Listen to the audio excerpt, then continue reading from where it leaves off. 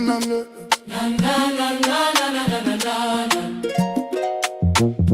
When I break through the firmament, all eyes on me. Every eye shall see, all eyes on me. Every knee shall bow, every tongue shall confess that I am Lord. And from Yahweh Shai HaMashiach, who is the faithful witness, and the first begotten of the dead, and the prince of the kings of the earth, unto him that loved us and washed us from our sins in his own blood, and have made us kings and priests unto Yahweh Shai and his ever. To him be glory and dominion forever and ever. Amen. Behold, he cometh with clouds, and every eye shall see him, and they also which pierced him, and all kindred of the earth shall wail because of him. Even so, amen. And he said unto me, I will liken my judgment unto a ring light, because there is no slackness of the last, even so there is no swiftness of the first. So I answered and said, couldest thou not make those that have been made and be now, and that are for to come, that thou mightest show thy judgment the sooner?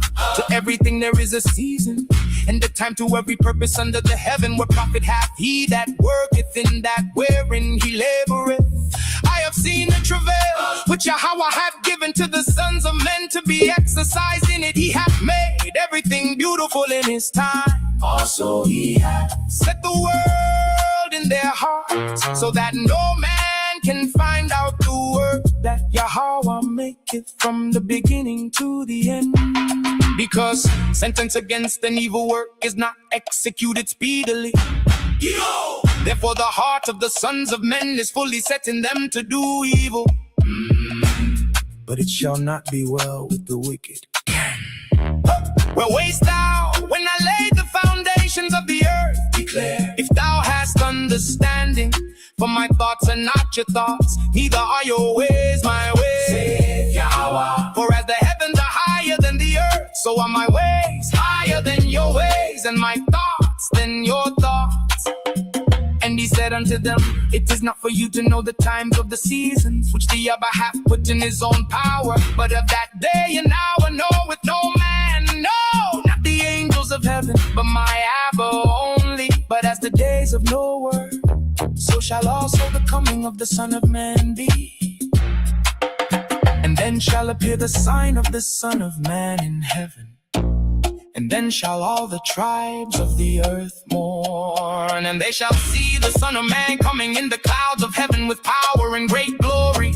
And I looked, and behold a white cloud, and upon the cloud one sat like unto the Son of Man, having on his head a golden crown, and in his hand a sharp sickle. And another angel came out of the temple, crying with a loud voice to him that sat on the cloud, thrust in thy sickle and reap, for the time is come for thee to reap, for the harvest of the earth is ripe. And he that sat on the cloud thrust in his sickle on the earth, and the earth was reaped. Thine almighty word leaped down from heaven out of thy royal throne, and brought thine unfeigned commandment as a sharp sword. Put ye in the sickle, for the harvest is ripe. Come, get you down. I have trodden the winepress alone, and of the people there was none with me. For I will tread them in mine anger, and trample them in my fury, and their blood shall be sprinkled upon my garments, and I will stain all my raiment. For the day of vengeance is in mine heart, and the year of my redeemed is come.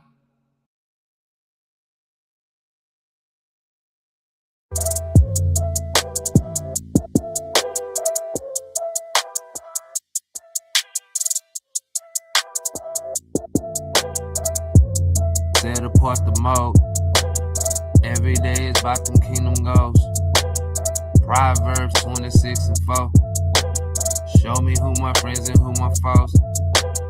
I be on a mission saving souls.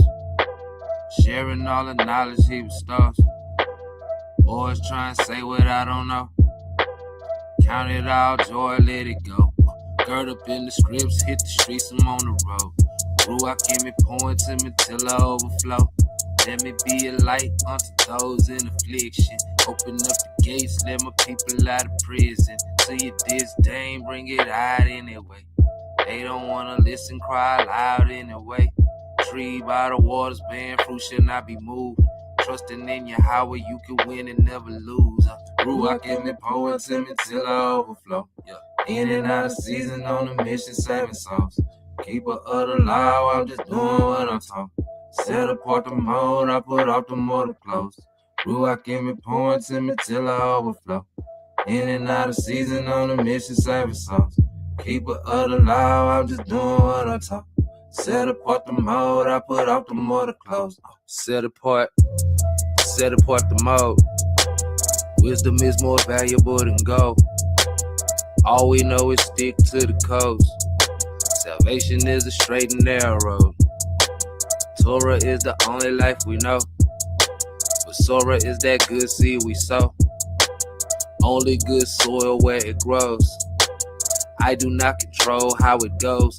Psalm 91 when I'm walking out the door. Gotta stay strapped when you battle with your foes. Ephesians 6:12 got me staying on my toes. No friendship with this world, I'm on that James 4:4. To your disdain, bring it out anyway. 1 Thessalonians 5, he coming back in that day. 24/7, I'm focused on kingdom goals. Gird up in the scripts, hit the streets to save souls. In the midst of the fire, I desire your deliverance. Don't let us die due to ignorance. And if you know what the Father's business is, seek him with all diligence. State of emergency, that's our nation. 1 John 2:15, start the conversation. Ye are gods, that'll die the death of men, and fall as one of the princes. Because of sin, we are under false pretenses. Abba, bring us to our senses. Bring us back to you, Adonai, and we will return. Babylon is falling down, Sodom and Gomorrah burns. Exodus 20 verses 1-5. Moses asked the people who on Yah's side. Ruach pouring to me till I overflow. Colossians 2:8. I don't ride no coat. Tails, the other side of the coin. This script gang, and I ain't forcing nobody to join. Set apart the lifestyle that chose me. I ride with it. Keep the prophecies of the book. Ruach in me, pouring to me till I overflow. In and out of season, on the mission, saving souls. Keeper of the law, I'm just doing what I'm taught. Set apart the mode, I put off the mortal clothes. Ruach in me, pouring to me till I overflow. In and out of season, on the mission, saving souls. Keeper of the law, I'm just doing what I'm taught. Set apart the mode, I put off the mortal clothes.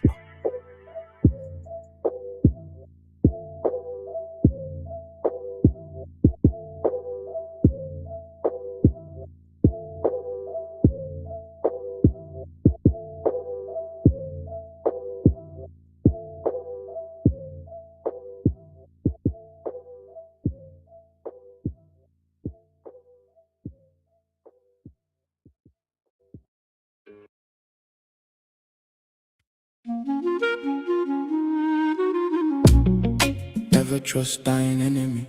Who will pity a charmer that is bitten with a serpent?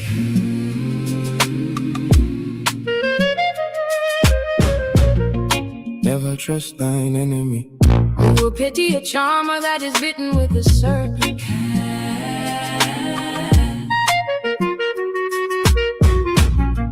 Never trust thine enemy. Who will pity a charmer that is bitten with a serpent? Never trust thine enemy. For like as iron rusted, so is his wickedness. Though he humble himself and go crouching, yet take good heed and beware of him. And thou shalt be unto him as if thou hadst wiped a looking glass, and thou shalt know that his rust hath not been altogether wiped away. Set him not by thee, lest when he hath overthrown thee, he stand up in thy place, neither let him sit at thy right hand, lest he seek to take thy seat. And thou at the last remember my words, and work therewith. He that hateth dissembleth with his lips, and layeth up deceit within him. When he speaketh fair, believe him not, for there are 7 abominations in his heart, whose hatred is covered by deceit.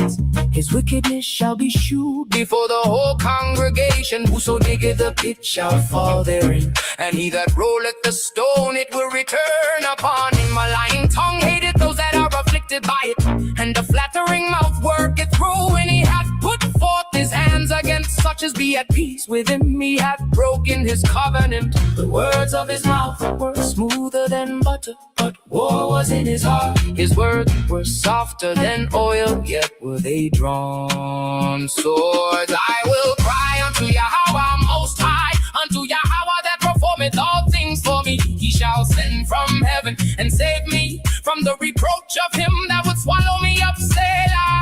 Yahweh shall send forth his mercy and his truth.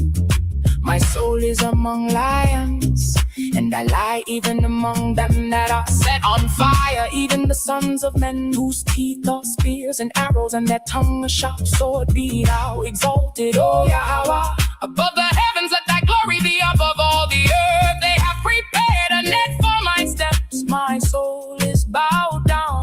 They have digged a pit before me, into the midst whereof they are fallen themselves. Selah. The words of his mouth were smoother than butter, but war was in his heart. The words of his mouth were smoother than butter, but war was in his heart. The words of his mouth were smoother than butter, but war was in his heart. The wicked, through the pride of his countenance, will not seek after Yahweh. Is not in all his thoughts, his ways are always grievous. Thy judgments are far above out of his sight. As for all his enemies, he puffeth at them. He hath said in his heart, I shall not be moved, for I shall never be in adversity. His mouth is full of cursing and deceit and fraud. Under his tongue is mischief and vanity. He sitteth in the lurking places of the villages. In the secret places doth he murder the innocent. His eyes are privily set against the poor. He lieth in wait secretly as a lion in his den. He lieth in wait to catch the poor. He doth catch the poor when he draweth with him into his net. He croucheth and humbleth himself, that the poor may fall by his strong ones. He hath said in his heart, Yahweh hath forgotten. He hideth his face, he will never see it. From the wicked that oppress me, from my deadly enemies who compass me about. They are enclosed in their own fat. With their mouth they speak proudly. They have now compassed us in our steps take. Have set their eyes bowing down to the earth. Like as a lion that is greedy of his prey, and as it were a young lion lurking in secret places. Arise, O Yahweh, disappoint him, cast him down. Deliver my soul from the wicked, which is thy sword. Oh Yahweh, my power, in thee do I put my trust. Save me from all them that persecute me, and deliver me, lest he tear my soul like a lion, rending it in pieces, while there is none to deliver. Oh Yahweh, my power, if I have done this, if there be iniquity in my hands, if I have rewarded evil unto him that goes at peace with me. Yeah, I have delivered you, that without cause is mine enemy. Let the enemy persecute my soul and take it. Yeah, let him tread down my life upon the earth, and lay mine honor in the dust. Selah. Arise, O Yahweh, in thine anger, lift up thyself because of the rage of mine enemies, and awake for me to the judgment that thou hast commanded. Deliver me, Yahweh, my power from the wicked. Deliver me, Yahweh, my power from the wicked. Deliver me, Yahweh, my power from the wicked. He that worketh deceit shall not dwell within my house. He that telleth lies shall not tarry in my sight. I will barely destroy all the wicked of the land, that I may cut off all wicked doers from the city of Yahweh.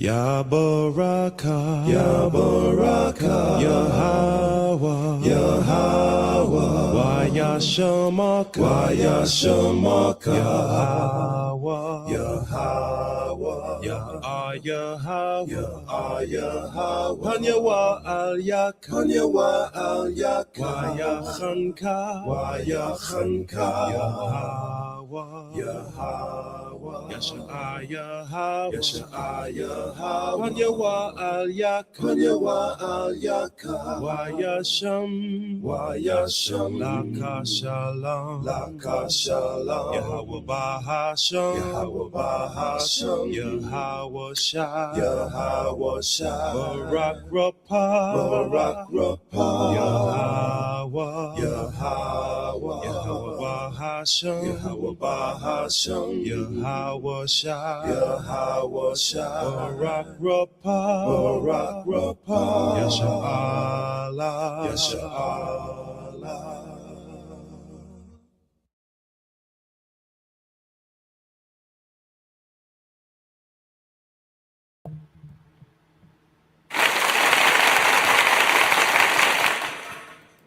Hey, first giving all honor, glory, and praise to Yahweh Ba'ashem, Hamashem like I was shy.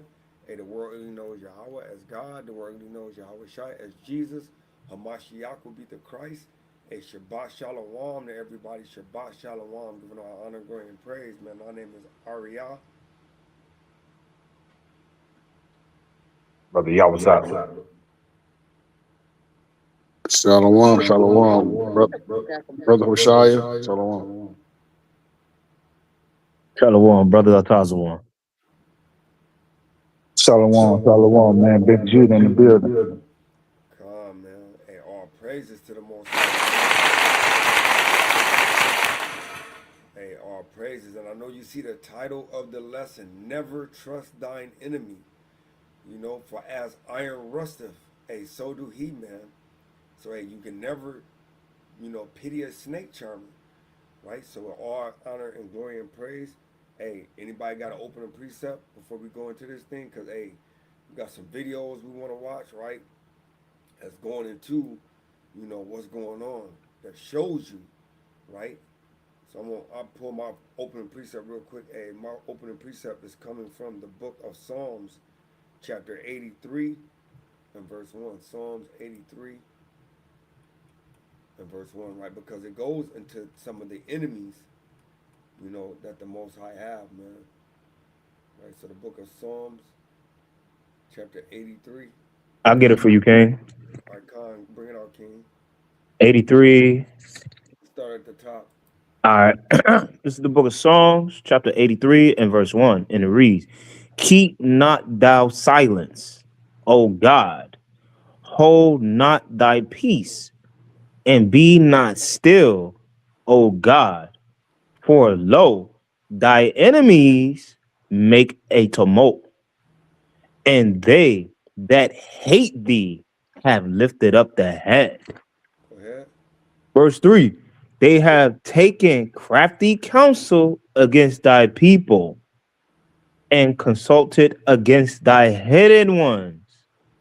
Verse 4, they have said, Come and let us cut them off from being a nation, that the name of Israel may be no more in remembrance. So, hey, I just brought that out just to let you know, hey, never trust your enemies, because it said your enemies made a tumult and they took in crafty counsel. So, hey, just be careful, because the enemies are always conspiring to take out their foes, man. Hey, and with that, hey, I yield, man. Hey, I just want to say something. Okay, I hear echo. Y'all hear echo?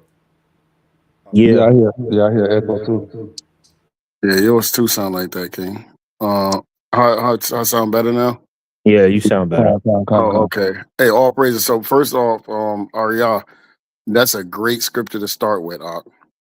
Great scripture to start with. Um, well, chapter and verses to start with. You know why? Because it shows that not only do we have enemies, but it also showed that the Most High God have enemies. So that was a great start. I'm glad you started with that Psalms 83, King. Never trust thine enemy. Beautiful subject, because you know what? If we don't see that more and more today, I don't know what. I mean, we've been seeing that forever, but I mean, man, we've been seeing, like, what's that guy, Nolan, the guy that just wound up dead, and I'm more sure you're going to get into that stuff, man. What's that other brother that got? I just saw that today. The brother got tased or something like that, and I saw his face, man. They beat this guy. They beat him to death. They beat him to death, man. I But think Elder, I yeah, think his name is Corey Ruse or something like that.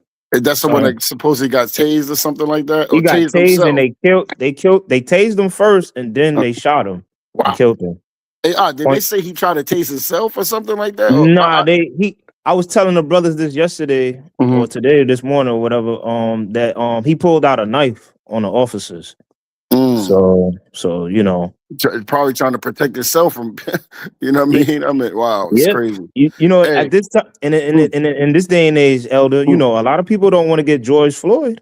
Exactly, so they take a measure into their own hands. You're right. Hey, man, you almost like, it's almost like, damn if you do, damn if you don't. Right. You know what I mean? Hey, never trust thine enemy. This is a beautiful subject line right here, King, and I'm gonna yield on that and let brothers go in.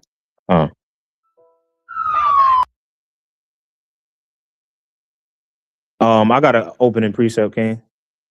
King, come bring that thing out, King. This is the book of Songs, chapter 2 and verse 1. Why do the heathen rage and the people imagine a vain thing? That's a question, right? Verse 2. Right. Verse 2. The kings of the earth set themselves, and the rulers take counsel together against the Lord and against his anointed, saying, right, saying, let us break their bands asunder and cast away their accords from us. So the reason I bring that out, because within the first account that we about to go into, you're going to see the heathens rage. You're going to see the heathen rage for a vain thing. I feel like, this is the most talked about topic. So, since I've been in this knowledge of the truth, this has been the utmost talked about subject. And a lot of our people cannot swallow that tough pill. You know what I'm saying? Because they want involve the heathens, the other nations, with everything that got going, what we got going on for ourselves, basically, or what the Most High got for us, for His people, right? So this is like the elder said, this is like the most beautiful topic to talk about, and we must talk about it, because right now, if you're not noticing, Yasharal, you so-called blacks, Latinos, and Native Americans, we are in a major, major race war right now. We've been in it for quite a while now. I would say, for me, when I started noticing it was the Alabama situation at the boat. You know what I'm saying? So now these devils, these deceivers, these heathens are showing their true horns, and they're not about to stop. They're not about to let up at any means. So I yield on that, King.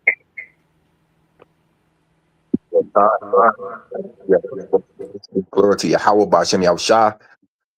Yeah, that's right. And going into this topic, we have to realize, man, going to the Lord, even when you get put in a situation where it may not be in favor, you got to understand.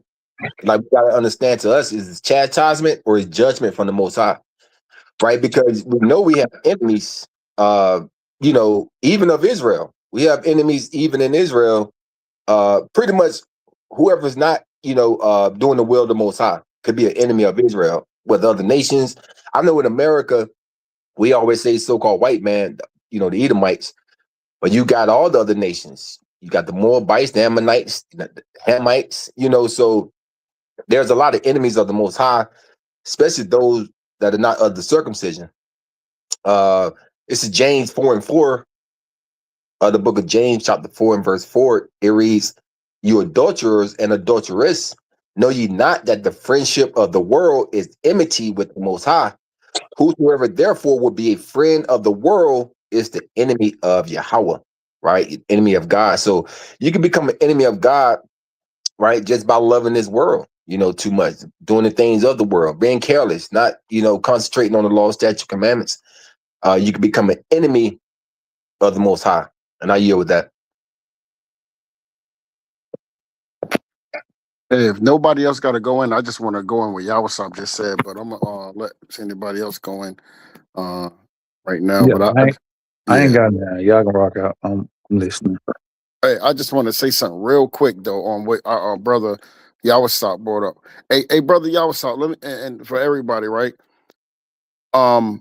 Think about this.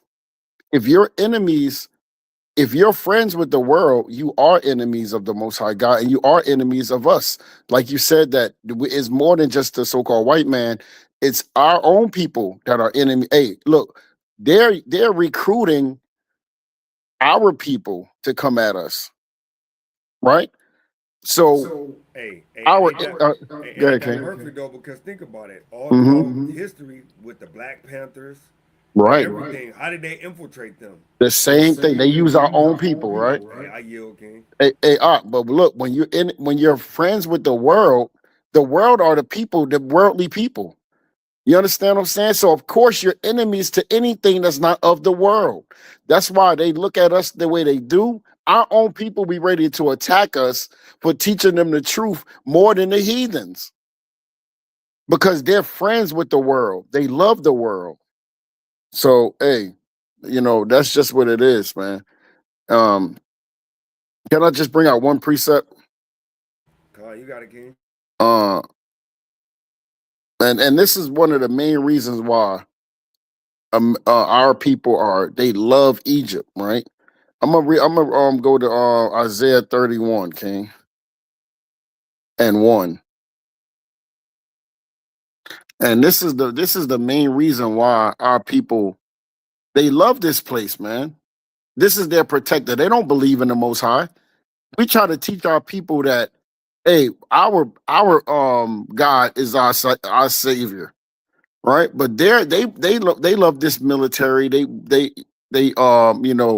worship this place, man, and their gods, right? It says Isaiah 31 and 1, it says, woe to them that go down to Egypt for help. It says, woe, so destruction to them that go down to Egypt for help. Hey, we out here trying to teach our people that they're the greatest people, but they don't care about that. They only care about what Egypt say, right? But anyway, they said, and stay on horses and trust in chariots, because these people, our people, they trust in the army of America, right? They trust in their um, and I'm saying this because I see our people, man, and they actually celebrate with America for their destruction on the world, and the way our people are celebrating the destruction, but how can I say this? Can you somebody help me out? Like they took over the Native Americans, our people, and we celebrate their holidays, brother. And when they conquered, they're celebrating their conquering, and our people are celebrating it. Anyway, let me finish. And trust in chariots because they are many, and in horsemen because they are very strong. You see that? They say, "Oh, America got the greatest military," and I mean, I'm saying this because I just saw something, where our people was just so happy about the America infrastructure, the infrastructure, their chariots, their army and their navy and all that stuff, and they're actually boasting about this with America. But anyway, because they are very strong, he said, but they look not upon the Holy One of Israel, neither seek Yahweh. They don't even seek the Most High, brother. Hey, all we try to bring to our people is the good news, man. And the good news is for you, Israel. That's all I got to say, man. I yield with that, King. Yeah, and real quick, I just want to say this too, that to go to your point, Elder, they say we when they talking about America. They say, oh, we.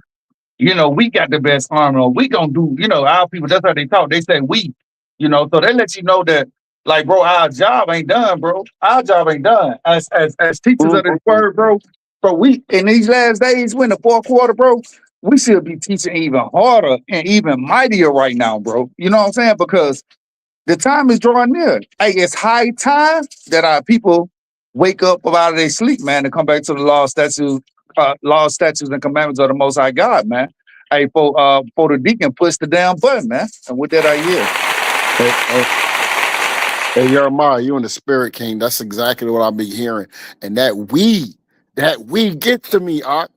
So when you just said it, that just gets to me when I hear we, our brother. We don't have nobody but the Most High. That's why they trust in the chariots. They trust their enemy. That's part of trusting your enemy. You trust his army. You trust his chariots, just like we just read in Isaiah 31:1. I yield. Hey, and we finna get into that for the same people that trusted in him. Let's see if they trust in him after the situations happen. Without further ado, and we'll get to the first video. Hey, Ariana, I can't hear you, King. I don't know if it's low, but I don't know what's going on. Yeah, calm, man. Can everybody hear me? Yeah, I hear you. Con, we hear you. I hear you. All right, calm. So yeah, man, without further ado, hey, we're gonna get to these videos and we're gonna see if our people gonna trust the enemy after these, right? Hey, all praises to the Most High. And if anybody got anything to say, like always, hey, let me know. You got precept or comment. Hey, we pause that thing,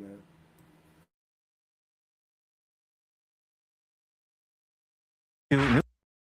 From overnight, a Rochester jury reaching a late-night verdict in the case of a woman accused of calling a little boy a racial slur at a park. Shiloh Hendricks was facing 2 counts of disorderly conduct. Hannah Flood is in the live center with how this trial ended and what this means going forward. Hi, Hannah. Yeah, good morning. You may remember this case because of that now viral video that started all of it. The video shows Shiloh Hendricks allegedly calling an 8-year-old boy with autism a racial slur while she was out at the playground with her child. It was posted last year and it led to community rallies and an outpouring of support both for the child and family it featured, but also for the woman, for Hendricks. She was charged with 2 counts of disorderly conduct and took the case all the way to a jury trial. According to KTTC, late last night, the jury returned a split verdict, finding her guilty of 1 count, but not guilty of the other count. The count she was found guilty for was not related to the racial slur thrown at the child, but instead conduct against the man who took that viral video. Hey, did you just hear that? They said they didn't find her guilty of the slur against a child that literally had autism. They only found her guilty against what she said against the person that took the video. So basically, she didn't get found guilty of the act she did. She was only found guilty with her behavior that she had for getting caught doing the act. You see how crazy this place is, bro? Hey, did you see her name? Yeah, bro. Shiloh Hendricks. Bro, that's crazy work, King. That's just crazy, man. I had to say that because I'm like, I'm going to rewind that part. They said literally she didn't get in trouble for the act. She got in trouble for the behavior she had towards the person recording that. So basically saying if they didn't have no type of proof, bro, she probably wouldn't have gotten in trouble. And Aria, it was the father. The father was recording. Wow. You know what I'm saying? Yeah. Wow. I'm gonna replay that part. It's crazy work. Thrown at the child, but instead conduct against the man who took that viral video. Now, during the trial, the Rochester branch of the NAACP submitted a victim impact statement and asked the judge for the stiffest sentence possible, saying, quote, the words and actions of Ms. Hendricks caused tremendous fear and trauma to a defenseless child. For many members of our community, this was not simply an isolated playground incident. It was a painful reminder that the hatred represented by that word still exists today. Hendricks did not speak in court. KTTC reporting Hendricks was sentenced to probation. She has to complete 200 hours of community service and will be required to pay a $1,000 fine. Tom and Kelly. All right, Hannah, thanks for the update overnight. Appreciate that. Time now, just about 6:34. Protests pushed well into the night in Madison, Wisconsin, and expected to resume later today. Demonstrators there are calling for accountability after police shot and killed 38-year-old Corey Ruiz on Wednesday. Officers claim Ruiz injured an officer with a knife. while resisting arrest. Ruiz's family has hired civil rights attorney Ben Crump, who also represented the families of George Floyd and Breonna Taylor. Crump is calling for an investigation into police use of excessive force. Hey, so that's video number 1, man. So real quick before we get into anything, hey, I'm gonna go to Deuteronomy chapter 28 real quick. Cause that was, hey, he said, you know, they called the kid out of his name, right? And we know these ain't nothing but the curses, like Yahweh was saying. So we just gotta identify why all these things are going on, man. It ain't just happening for no reason. Our enemy understands it, and the Most High is using our enemy as the sword, like that song said, right? So the Deuteronomy 28 and 37, it says, "Thou shalt become an astonishment," right? Let's see what that word astonishment means, man.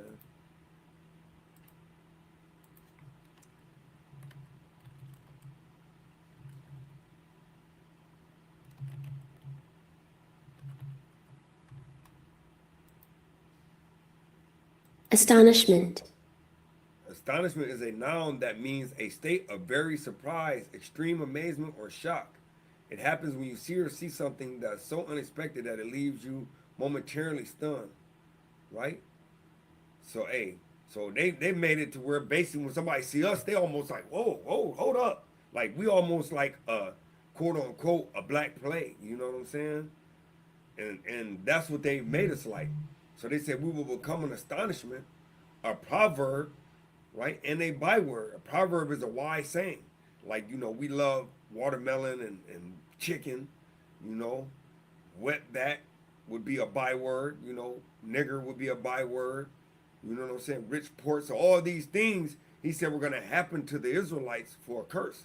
And it says, among all nations. So no matter where you go to, you are this byword or this proverb. It says, whether Yahweh shall lead thee. So I just wanted to bring that up because Yahweh did say that earlier, that, hey, we got to understand why things are happening. It ain't just happening for no apparent reason. Things are happening because, hey, we went the heck off, and now the Most High is using these other nations as a sword. Hey, so with that, hey, man, I yield. Hey, I just want to ask Aria and y'all brothers, is cracker a byword? The word cracker? It is. We made it. Just had to ask you that. Just had to ask. And you know why they, but you know why they used to do that though. I don't even like that word because you know what, that they said that because we call them crackers because that's how the whip the crack of the whip. You know what I'm saying? So we called them crackers. You know what I'm saying, for that reason. You know what I'm saying, for those that don't know that. You know what I'm saying? Anyway, that's which is crazy. Crazy word. Hey King, could you pour another curse? Because just like y'all was saying, like brother y'all saw and yourself, right? Because these are all curses, man.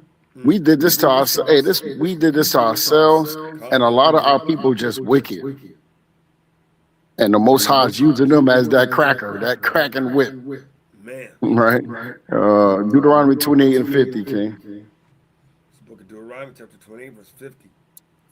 It says, a nation of fierce countenance, which shall not regard the person of the old, nor show favor to the young. You see that? They don't care about you old, young. They don't care about that. That's nothing to them. That's normal to them. That's wicked. We're trying to make people that's crooked to be straight. But see, this the problem is we don't understand that they're crooked because we don't want to hear the word of the Most High God, and we want to make everybody the same. We've been trying to do this for hundreds of years, getting spit on, beat on, hosed down, dogs sicked on, burned alive, castrated. Hey, these people have been doing this forever, and we're still trying to be friends and loving. Hey, and they even said that they were trying a new vaccine and gave our people what was it? Syphilis. Right. Remember down there in Tuskegee? That's right. The Tuskegee Project. experiment, brother. Come Experiment, on. yeah. It was a project too. Yeah, project too. Yeah, it was definitely a project. Hey, from this guy right here, though, man. This is the guy everybody trusts, man. This guy right here, because he got the flowers out. He got the flowers, so you trust him. Yeah, he got the flower with that smile. Yep, and then he got the knife in the other hand though. John. Hey, don't they give us that smile every time they pass you? Every time, brother. Hey guys, how are you? Stabbing the heck out you. Hey, Rodney, how you doing today? We say, hey, Rodney. Hey, I'm tired of this brother being crump too. This brother ain't won no case yet. Yeah, bro. But our people still Oh, going yeah. to pay him money, and I be feeling like he on their damn team, bro. Hey, Aki is on it. You know how it is, brother. How you think he got where he at? Bro, yeah. L Sharpman too. L Sharpman too. Wow. But yeah.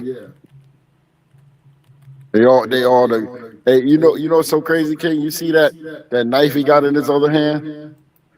They now it's hidden. And he got a remote to put it in our own brother's hand. You see that? He don't even have to use that knife no more, for the most part. And we look at our brother as the one that did it. He put it in his hand. Anyway. So we're gonna get to the second video, right? Hey, I wanted to bring this up real quick though, right? Because the brothers just said this about Crump. So, hey, it says, does the NAACP receive government funding? Right? It says, the NAACP does not receive direct. So, indirect is the same thing as direct, right?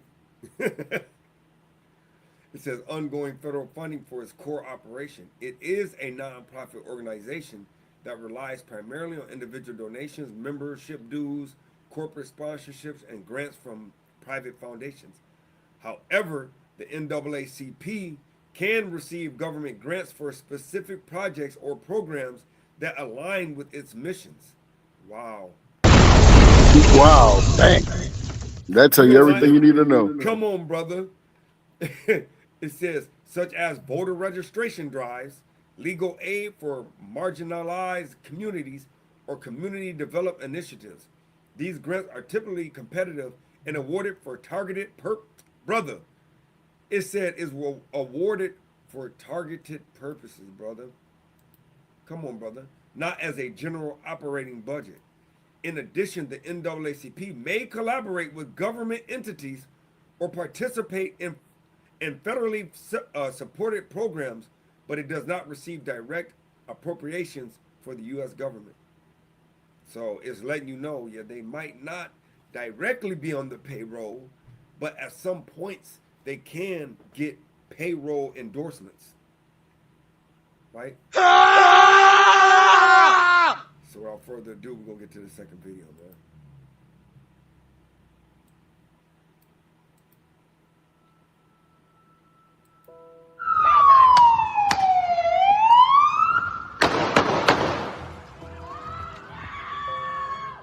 Horrifying video captured the moment a Wisconsin police officer fatally shot a man who authorities say knifed him while resisting arrest. The chilling cell phone video from bystander Michael Dubeck starts off by showing 3 cops wrestling with the suspect in the middle of an intersection in Madison. As the man appears to collapse to the ground, one of the other officers is seen firing his gun 3 times at the suspect before a witness can be heard wailing "no" in the background. The disturbing clip appears to show blood pooling on the concrete surrounding the face-down suspect. According to Madison Police Chief John Patterson, bystander videos, which circulated largely across social media since the July 22nd shooting, show an incomplete perspective of what happened.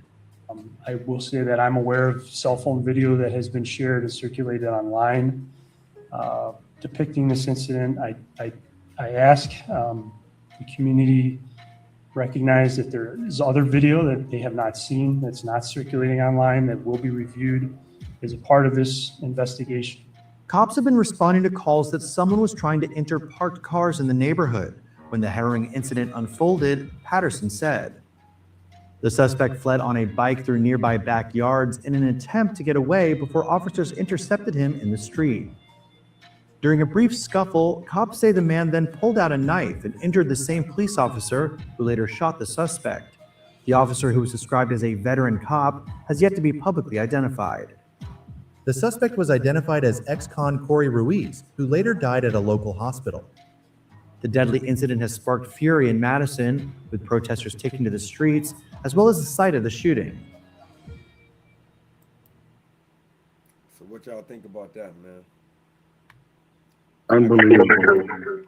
Hey, and even though we know like it could have been judgment for sure, but still the scriptures talk about this. So I'm gonna bring out Lamentations 4:18. Right? Because hey, the scriptures talk about this, and we know Right that on. hey, like y'all have said, you know, I'm not definitely downplaying that what the Most High judgment is, you know, because hey, you know, our people we do things wicked, man. But hey, it still does illustrate, you know, what's going on with these other nations, man, and um, especially the enemy. And it goes back to what the brother said. We're going to start at verse 16. Lamentations 4:16. It says, the anger of Yahweh have divided them, and he will no more regard them. So, hey, like brothers Yahweh said, hey, it's the anger of the Most High that's doing this. He said, they respected not the persons of the priests. They favored not the elders, just like Elder Hashai was talking about. As for us, our eyes as yet failed for our vain help. In our watching, we have watched for a nation that could not save us. Because that's going back to what Elder Ashaya said, that, hey, our people want to reach back to Egypt. We want to reach back to the programs. We want to, like Brother Jeremiah said, we want to reach to dang NAACP that could possibly be getting funded, you know what I'm saying, by the nation, by your enemy. But yet you trying to ask your enemy to protect you, your enemy to go to court and actually, you know, be the person that's witnessing for you in your behalf, speaking for you. Verse 18 is the point, though. They hunt our steps. So they go out as hunters, man. Whether it was a knife or not, brother, guess what? We know we was teaching down, and we were just talking about this morning. We went and taught down in Savannah, right? I think it was Savannah. No, it wasn't Savannah. What was the name of that, where we was at? Augusta, right?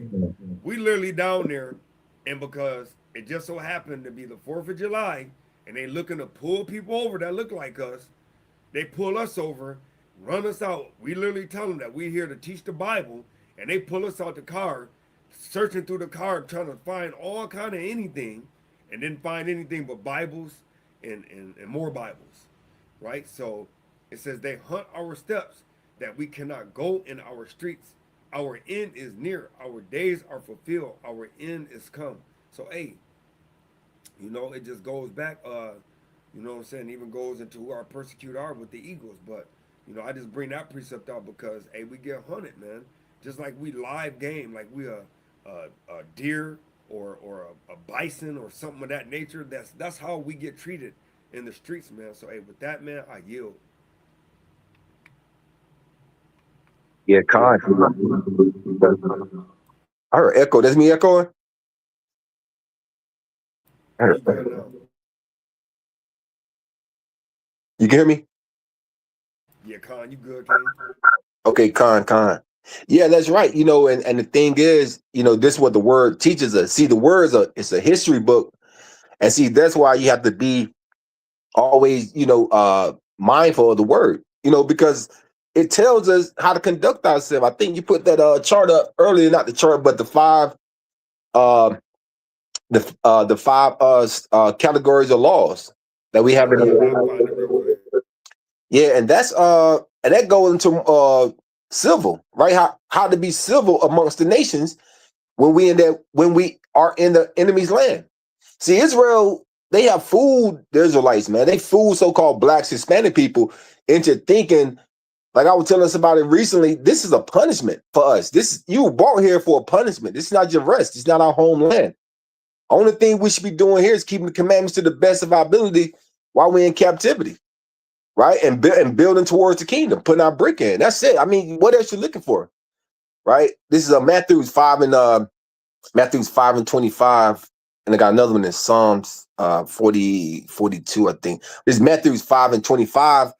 It reads, agree with that adversary quickly, right? If the cops say stop, stop. The cops say put your hands up, put your hands up. Cops say stop running, what you doing?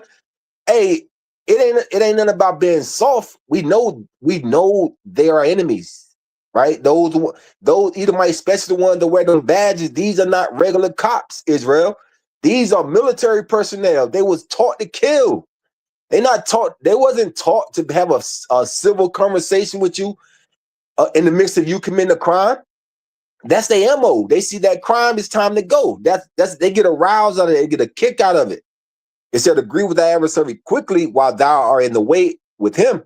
He said, any time the adversary delivered thee to the judge, that if you can make it to the judge, they ain't making it to the judge. The George Floyds of the world, the young man that just got shot down, claiming he was stabbed. I mean, he had a knife on him. You got 4 officers, 4 grown men. So 4 grown men can't hold down, a young teenager, a young man's arm. No, they got murder on their mind because of who you are.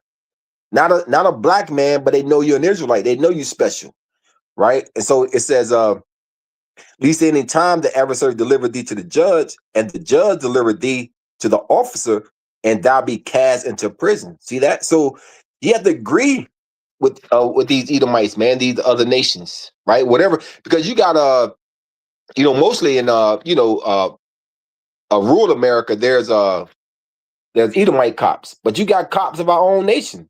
You got cops, you got Israelites that are cops, and they can be worse than the enemy sometimes, man. Right? They can be worse than the enemy trying to play Uncle Tom, man, trying to fulfill their white master. Right? I got another in Psalms 40. Go to Psalms 40, 42 and 9. Hey, and just to add to what you were saying, y'all was out real quick. Hey, I'm from that area of the Midwest, and my family used to live in Madison, Wisconsin. That is a very racist state. Wisconsin in general, and Madison is a very racist town. So, you know what I'm saying? So I yield with that. Yeah, Khan definitely. Well, by the key definition of the word, we all racist because we all have a likeness for our people. We take an interest in our people, right? The prefix ist. So we all racist, but they have formed a system called a systemic racism. It's systemic. It's a system where it benefits one race of people, right? We're not saying that, we know you racist. I'm a racist. You're talking to the biggest racist in America right now, which is me. I love my people. I care for my people. No, I got you beat, King. I got you beat. Okay, Con. Hey, this Psalms 42 and 9. It says, I will say unto Yahweh, my rock, why hast thou forgotten me? Why go out mourning because of the oppression of the enemy? See that? Right? So we go mourning because the enemy in America, you already know, it's Esau, right? The so-called white man. He's not white, he's red, according to Genesis 25th chapter. But we know he's our enemy because how is in the law. He told us, Moses told us 4,000 years ago, we'll go back into slavery and there you'll be sold to your enemy, man. Right? So we got to wake up, Israel, so-called blacks, Hispanics, Native Americans. You have to wake up. If you get encountered with the police, this is just great advice. If you ever get encountered with any law enforcement agency, whether the sheriffs or the police department or whatever, hey, agree with them. Don't let your pride get so caught up knowing that you're trying to be tough. That's not the time to be tough. That's the time to agree with your adversary. Because who said it? The Lord said it. Right? He said, agree with your adversary quickly. Right? And with that, I yield. Hey, y'all talk. We had went to Augusta. And let me shut up. I yield, bro. And that's a mighty point, though. We have to agree quickly. Hey, and that's something you and the Spirit King, because earlier today, that's literally what we was talking about. That same exact precept. What we are talking about? Absolutely. That's that brother in the spirit, man. So, hey, that's all praises to the Most High, man. So, hey, did you have anything else you want to add, Jeremiah, before I click on the next video? No, I was going to speak on what we were speaking about earlier about how we were surrounded. Yeah, go ahead, King. But I don't want to, you know what I'm saying? Yeah, it got nasty, man. Yeah. You understand what I'm saying? Yeah. When you don't All agree. right. So yeah, bro. So with that, hey, I'm gonna go into this last video.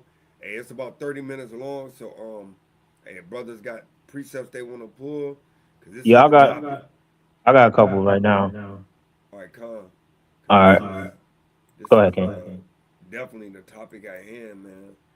Actually, we got two videos, but um, so this one is like 20 minutes, 20 to 30, and you are pull it whenever you want to, bro.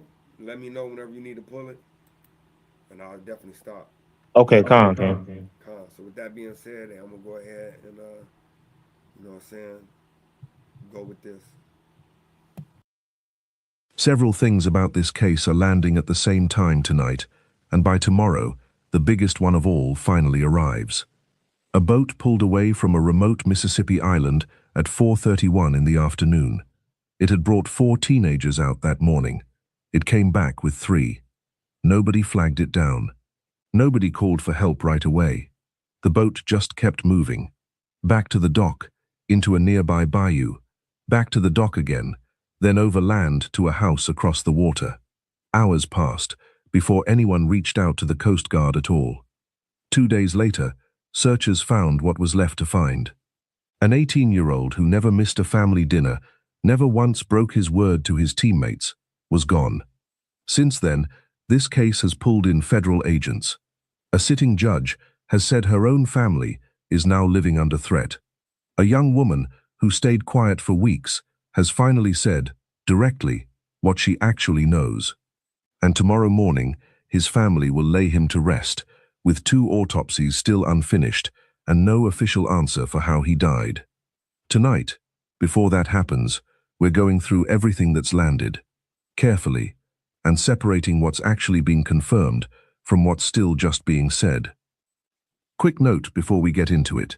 This case involves the death of a young person, and some of what we'll cover tonight is genuinely heavy. Take care of yourself while you watch, and step away if you need to. If this is your first time here, welcome. Drop a comment and let us know what city or country you're watching from tonight. And if you've been with this channel for a while, Hey, King. sharing these updates, commenting.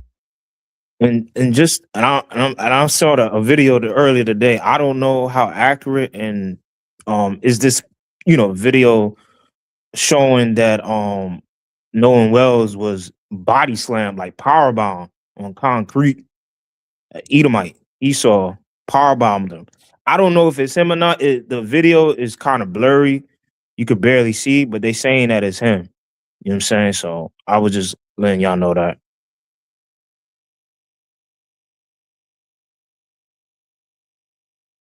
You muted, King. We can't hear you, King. Salakia. You're good, King. When this first came out, I didn't even watch none of it. I literally just started watching it just like a few days ago because I knew they had to sort out a lot of stuff. And really what they're saying is they done did the autopsies, but all praise to the Most High, like they ain't got nothing back. And when I was watching some of the pathology scientists, they were saying that it takes a while. Were autopsy scientists, they said it takes a while because when you really do an autopsy, you also take like small samples of like all of the different organs to see if there was any drugs involved, if there was any poisoning involved. So I mean, it's a very intensive, you know, research when they're trying to figure out what was the true cause, because whatever you bring out to the forefront, that's what they deem and put on the thing. Now we do know that one of the parents were also a judge. So I mean, it's a lot going on. It's a lot of moving pieces with that surrounds this case. So right now, I'm just kind of looking at all the different stuff, and then I'm kind of listening to what's going on. But without further ado, I'm gonna let the video roll because he's gonna get into some interesting things in this video, right? And like I said, if y'all got anything y'all want to add, just go ahead and let me know. Hitting that subscribe button, thank you. You're the reason cases like this one don't just disappear from the conversation once the headlines move on. Let's start with who Nolan actually was, because in the noise of an investigation like this one, That part gets lost fastest. Nolan Xavier Wells was 18 years old, 6'1", and about to start his sophomore year at Southwest Mississippi Community College, where he played wide receiver and studied general business. Before that, he spent 4 years at Ocean Springs High School, where he became a 2-time all-region wide receiver. Over his junior and senior seasons, he caught 63 passes for 724 yards and 10 touchdowns. His high school coach, Jake Bramlett, has said publicly that Nolan carried himself with humility, treated people with respect, and led by example without needing to say much at all. A former teammate, Sheroyd Whitehead, who grew up with him, called him one of the most respectful people he's ever known. He was supposed to report back to campus the Monday after this trip to begin preseason practice. He never made it. His father, Elmore Wansley, has talked publicly about something he taught all his kids growing up. If you go out with a group, you come back with the group. He said Nolan knew that rule, lived by it, and that's exactly why the family can't reconcile how their son ended up alone on that island. His mother, Christine Wansley, has spoken about how hard these weeks have been on her and on Nolan's siblings, in ways that don't need embellishing to land. That's who was on that boat on the 4th of July. Now here's where it happened. Horn Island sits about 10 miles off the Mississippi Gulf Coast. It's federally protected land, part of the Gulf Islands National Seashore, known for untouched beaches and quiet fishing spots rather than crowds. For people who live on the coast, a boat trip out there on a holiday weekend is about as ordinary as it gets. That federal designation matters later in this story. It's part of why agencies like the Coast Guard and, eventually, the FBI get involved automatically, not because anything unusual was suspected from the start. Now, the day itself. According to GPS data obtained from Mississippi's Department of Marine Resources, the boat carrying Nolan and his friends left the dock at 9:56 that morning and arrived at Horn Island just over an hour later at 11:14. Nolan was last seen around 3 that afternoon, wearing blue swim trunks and sunglasses. At 4:31, the boat left the island. He wasn't on it. From there, the GPS shows exactly where that boat went, back to the original dock, then into Fort Bayou, back to the dock a second time, then to a boat launch on Fort Bayou itself, and finally, traveling over land to the home of the boat's owners in Biloxi. Every leg of that route is documented. What isn't documented, what nobody has been able to explain, is why a boat carrying 3 teenagers instead of 4 made that entire trip without anyone raising an alarm along the way. Reporting has described 3 other teens as being on that trip with Nolan. One of them is connected to a name that becomes important later in this story. Jackson County Chancery Judge Ashley Cole is the stepmother of one of those 3. Beyond that connection, the other teens involved haven't been identified by name in mainstream reporting, and their individual accounts of that day have shifted somewhat as the investigation has gone on. We're not going to speculate about why. We're just going to note that it's happened. Now, the search.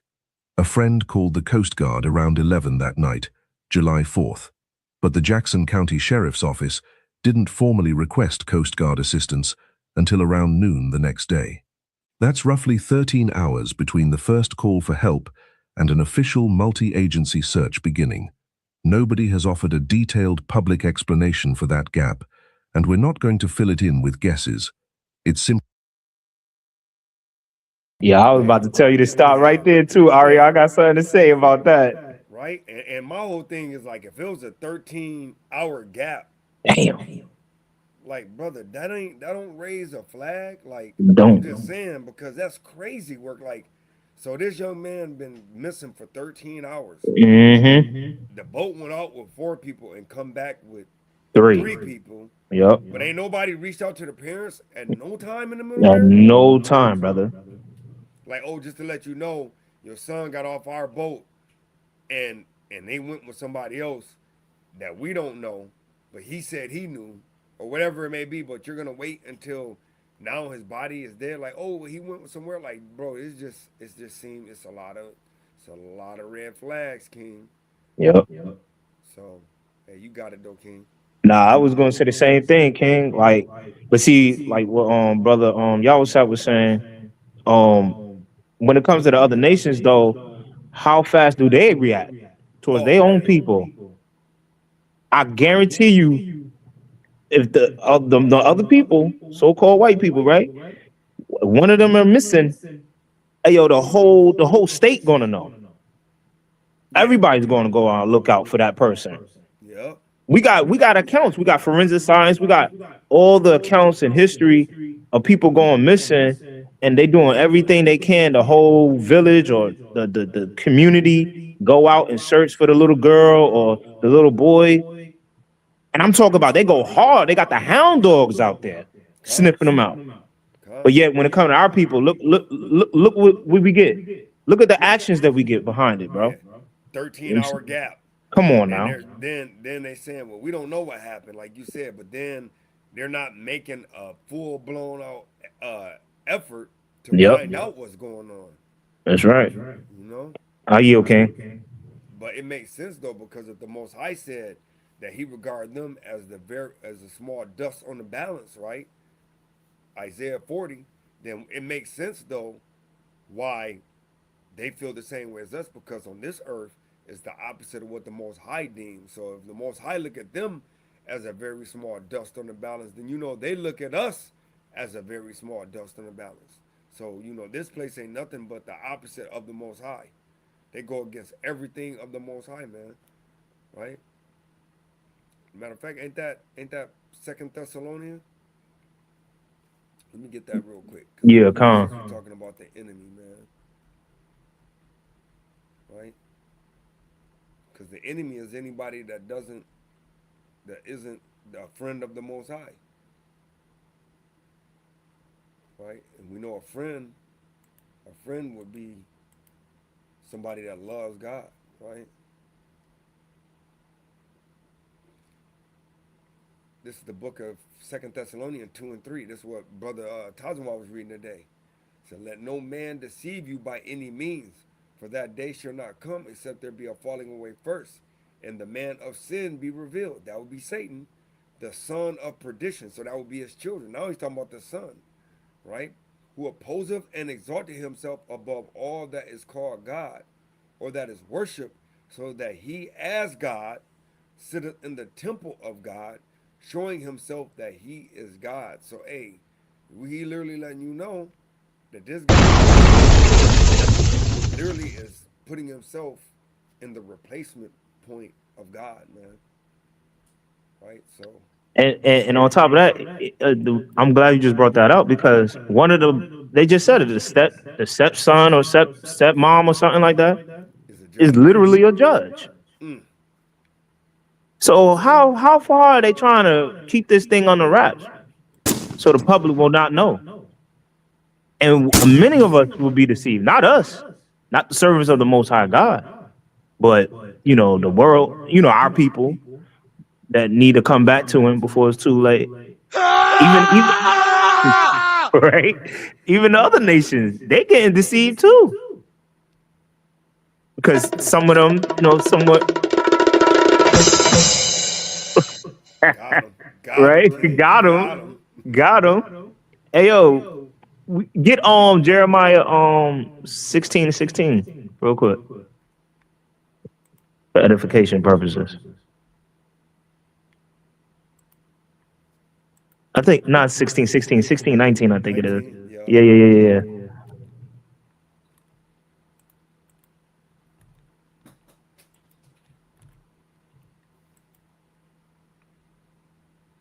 Yep, Khan. There you go. It's the book of Jeremiah 16 and 19. O Yahweh, my strength and my fortress and my refuge, in the day of affliction, the Gentiles shall come unto thee from the ends of the earth, and shall say, Mm-hmm. surely our fathers have inherited lies, Mm-hmm. vanity, and things wherein there is no profit. So even the heathen, their own people, they're gonna lie to their own people and tell them lies. Like, yeah, God loves everybody. You know, um, Jesus is the savior, and he's my savior, and I'm already saved, and the laws are done away with. Continually, generation after generation after generation. You know what I'm saying? So I yield on that, King. That's right. And the main points you take away from that, you know, I don't even think no charge is gonna come about because, like you said, the poor investigation on their end, and then when you're dealing with city officials or people that's in law enforcement, they don't want to have a bad stain on their name. You know, with the mother being a judge, I'm pretty sure. The other kids' families or the other boys' families are prominent, respective in their community. You know, as far as where they live at. And so a lot of time they'll sweep it under the rug because they don't want that bad publicity to come out. You know, this is a high profile story, which is going to turn to a high profile case. You know, so a lot of time they're just sweeping under the rug and just to protect Esau protecting Esau. You know, go to Psalm 26 because you know all the Israelites that's out there, young men. And if you're hanging with these other nations, this is a prime example of get away from these nations. Don't hang around them. They, this is Psalms 26 and verse. I'm gonna start with verse 8, Salakia. 26 and 8. This Psalms 26 and 8. It says, Lord, I have loved the habitation of thy house and the place where thy honor dwelt.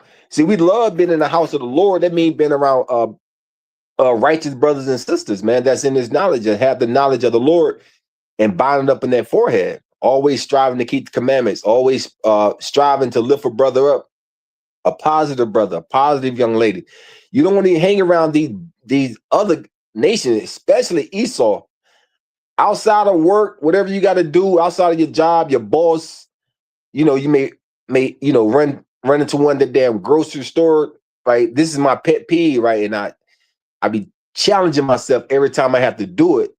It seems like when I be walking into a store, I open the door and there's a damn Edomite 2 steps behind me.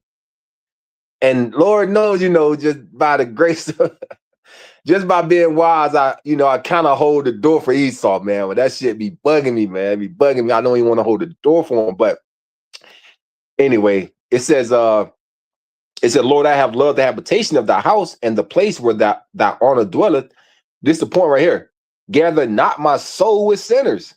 See that? So Nolan and his family, hey, we got to, if you don't believe in the law, statute, commandments, believe when we say this, our enemies of everybody outside the nation of Israel, right? So-called blacks, Hispanic, Native American, Samoanians, right? It says, nor my life with bloody men, right? And you know, Esau, he loves blood. Nigga love blood. They drink it. They use it to steal it from the young crowd. I mean, the young people they kill, they sacrifice. That's how some of the oligarchs, the old Edomites, man, living into their hundreds, they getting that blood transfusion, man, from younger Israel. They getting that melanated blood, right? So we got to teach our brothers and sisters, man, don't hang around these other nations, especially the chief enemy of the Most High, which is the Edomites. And I yield that. And I'm going to read that next verse because it's mighty, because it goes right with them. It says, in whose hands is mischief, and their right hand is full of bribes. Because like what you just said, with the Nolan kid, with the other kid, mom is a prominent judge, and probably other family members, like you said, probably prominent in the community. Hey, you know they giving bribes and money underneath the table, like, hey, kind of slap them on the wrist a little bit, give them some probation time, maybe, you know what I'm saying, some community service, but don't let my son go to prison. You know what I'm saying? So, hey. Hey, yo, and like you said, Ari, I remember you teaching me this a while back, like Trump, all these high elites in America, like your judges, your firemen, your police officers, like they all underneath the Klan, the Ku Klux Klan. Yeah, They just hide their identity with these titles, these high ranked titles in power, right? So, you know, you wouldn't think that, oh damn, the Ku Klux Klan, they not here anymore. They long gone. You know what I'm saying? But it's been shown. You can see it all around you. You just got to stop being deceived. That's why he said in 2 Thessalonians, be not deceived by any means. You know what I'm saying? Now you okay. So it's crazy because what they said is when they stopped slavery, they put a lot of the taskmasters, which is the people that was over the plantations and stuff, they all went and got their degrees because they knew they weren't going to be getting that free labor, and they kind of dispersed them within the municipal principalities, like y'all would say, which is the police department, which is the judges, you know, your legislative branches. So they're still making laws, upholding the law, and enforcing the law. See, you see those three steps? They're making laws, Okay. upholding the laws, you know, and enforcing the laws. So yeah, that's what's going on, man. So yeah, it's crazy, bro. It's a dog eat dog world out here. But like y'all have said, not to ever forget, it's because we went the hell off, man. Simply part of the record. Once the search did begin, it involved the Coast Guard, the Mississippi Department of Marine Resources, the National Park Service, and volunteers from a group called the United Cajun Navy, which has a long history of stepping in on Gulf Coast search efforts. On the morning of July 6th, a park ranger found Nolan's body in the water off the northwestern tip of Horn Island. Dental records were used to confirm his identity. In the early days of the investigation, the sheriff's office said publicly that no foul play was suspected. That single phrase set off a wave of backlash online, with many reading it as investigators closing the door on the case before it had even really opened. Yeah, because how can you make that statement? Like, how can you make that statement before you even did any investigation? There was no foul play. That's crazy work, bro. It said be not hasty to judgment, man. They literally making that statement as if they already got the final verdict on the plate. But it just shows you how wicked they are. But you got it, y'all. And that scripture says examine the cause before you make an assumption, right? And he came out that was just to put it out there, you know, in the minds of everybody. When he said that, he was irresponsible for making that statement, because you don't know if foul play, right? And then by the girl came out, one of the Shedomite young girls came out and said, yeah, they was fighting. It was jealousy. It was jealousy in one of them, because their spirit is not upright in them, man. They don't know how to be cordial and civil, right? They just damn react and just damn go off and do. The Edomites, I'm telling you, man, these damn Edomites are the worst. Worst of the worst. Now you. And that's mighty, man, because they, like you said, man, the Most High, he has a righteous nation, and the other side of the balance is a very wicked nation. So, hey, we just got to find out who is the seed of Satan and who is the seed of the Most High. So Hey, Tom, he said they can't hear you on the live. Oh, you can't hear me? You're on the live. Can y'all hear me now? Hey, drop a 2 in the comment, Shia, if you can hear me.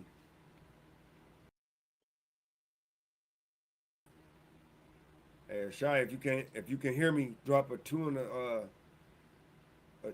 live comments. So we're gonna go back to the actual video. But yeah, Shia, if you can hear me, drop a 2 in there.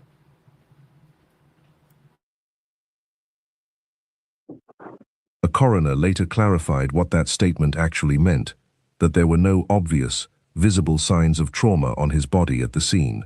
Not a finding, not a conclusion about cause or manner of death, just an initial observation, misunderstood by a public that had almost no other information to go on. That distinction matters, and it's one of the first examples in this case of a gap between what was said and what was heard. Before we go further, two claims that spread early in this case turned out not to hold up, and it's worth clearing them up before moving forward, because they shaped a lot of public opinion for days. The first was a photo showing Nolan at a pool party, which many people took as proof he'd been seen alive well after the 4th of July. Rolling Stone looked into it, using image metadata and an account from his friend Tristan Shepard, and confirmed the photo was actually taken about a week before the trip, on June 27th.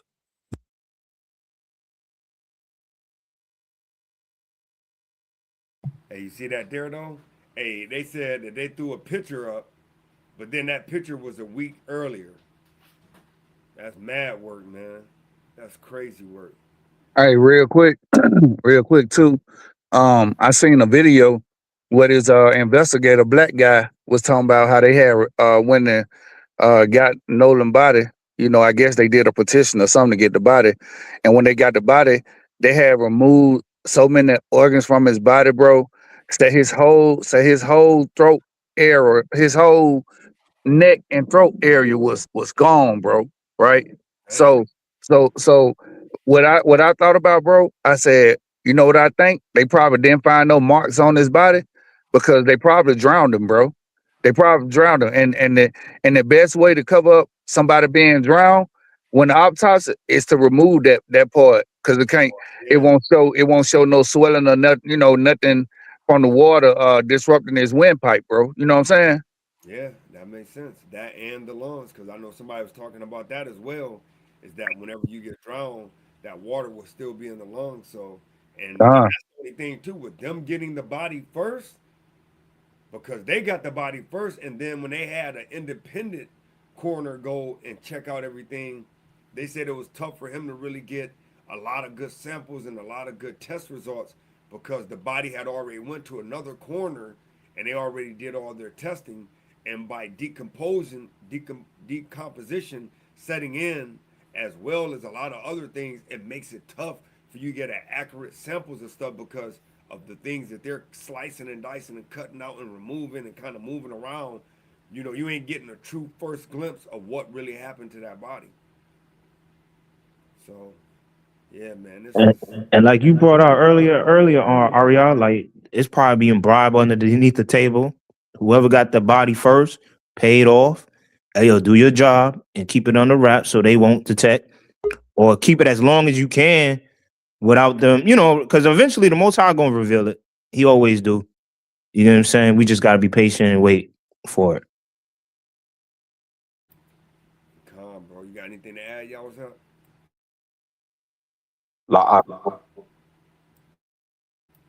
Sorry, we're gonna go back to it, but this is just crazy, man. Like how so much stuff, like it's so many question marks surrounding this case that is unbelievable, man. And the problem is we got somebody in this picture that don't quite look like the others, man. And I'll leave it right there. The second was a viral audio clip many believed captured Nolan in an argument shortly before he vanished. Shepard has said, repeatedly and on the record, that the voice in that clip is his own, not Nolan's. Both of those claims spread fast and were both wrong, and that pattern, unverified information filling a gap that officials hadn't filled yet, shows up again and again in this case. It's worth keeping in mind for everything that follows. Here's how this went from a local story to a national one. Nolan's family retained civil rights attorney Ben Crump within days, which brought a wave of national media attention. And look at that right there, man. You can't tell me that something strange ain't happening because anytime you see this guy, right? Anytime you see this guy, man. Anytime you see this guy under the scene, hey, it's kind of funny business going on, Tazwan. Hey, look at the heathen with Yeah, his you always hand. gotta have him. Yeah. Oh man, bro. Yeah, you can trust, these guys in the most inopportunist time, and it's always had to do with civil rights or racism. They don't never show up, just for like the what they call it, like not preeminent, but it was just to show up before all these cases happen. You know what I mean? They always show up, and they bought and sold, man. Al Sharptongue and Ben Crump, man. The Lord ain't dealing with them either, man. You know, unless they repent, keep the commandments.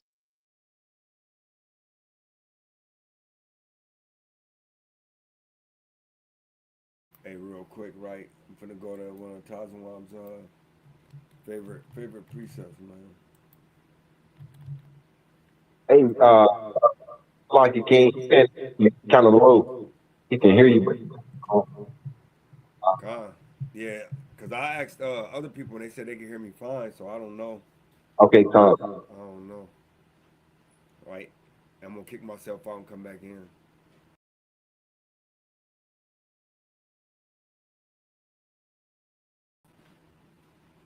God. Right. So this is the book of Psalms, chapter 55, and verse 20. It says, he had put forth his hand against such as be at peace with him. He had broken his covenant, right? So his own covenant, right, is his laws. It said the words of his mouth were smoother than butter, but war was in his heart. His words were softer than oil, yet were they drawing swords. So that's kind of what happened, man. Like they'll come in the final hour. Hey, show that picture behind in your background. Oh yeah, they'll come in the final hour, right? Acting as if like everything's fine, man. Everything's good. You ain't got nothing to worry about, right? Don't worry about anything. But hey, before you know it, watch this. Ta-da! You got the knife piece. Got the knifey. Got him. Got him. And he got, hey, look at it, got the dragon. Hey, you know that's what they do, man. Swords be drawn, man. So like we'll go back to this, like bro said. We got the Edomite in the back all the time. But why is he the only one stretching his arm forth, right, to touch her? We it's okay, sis.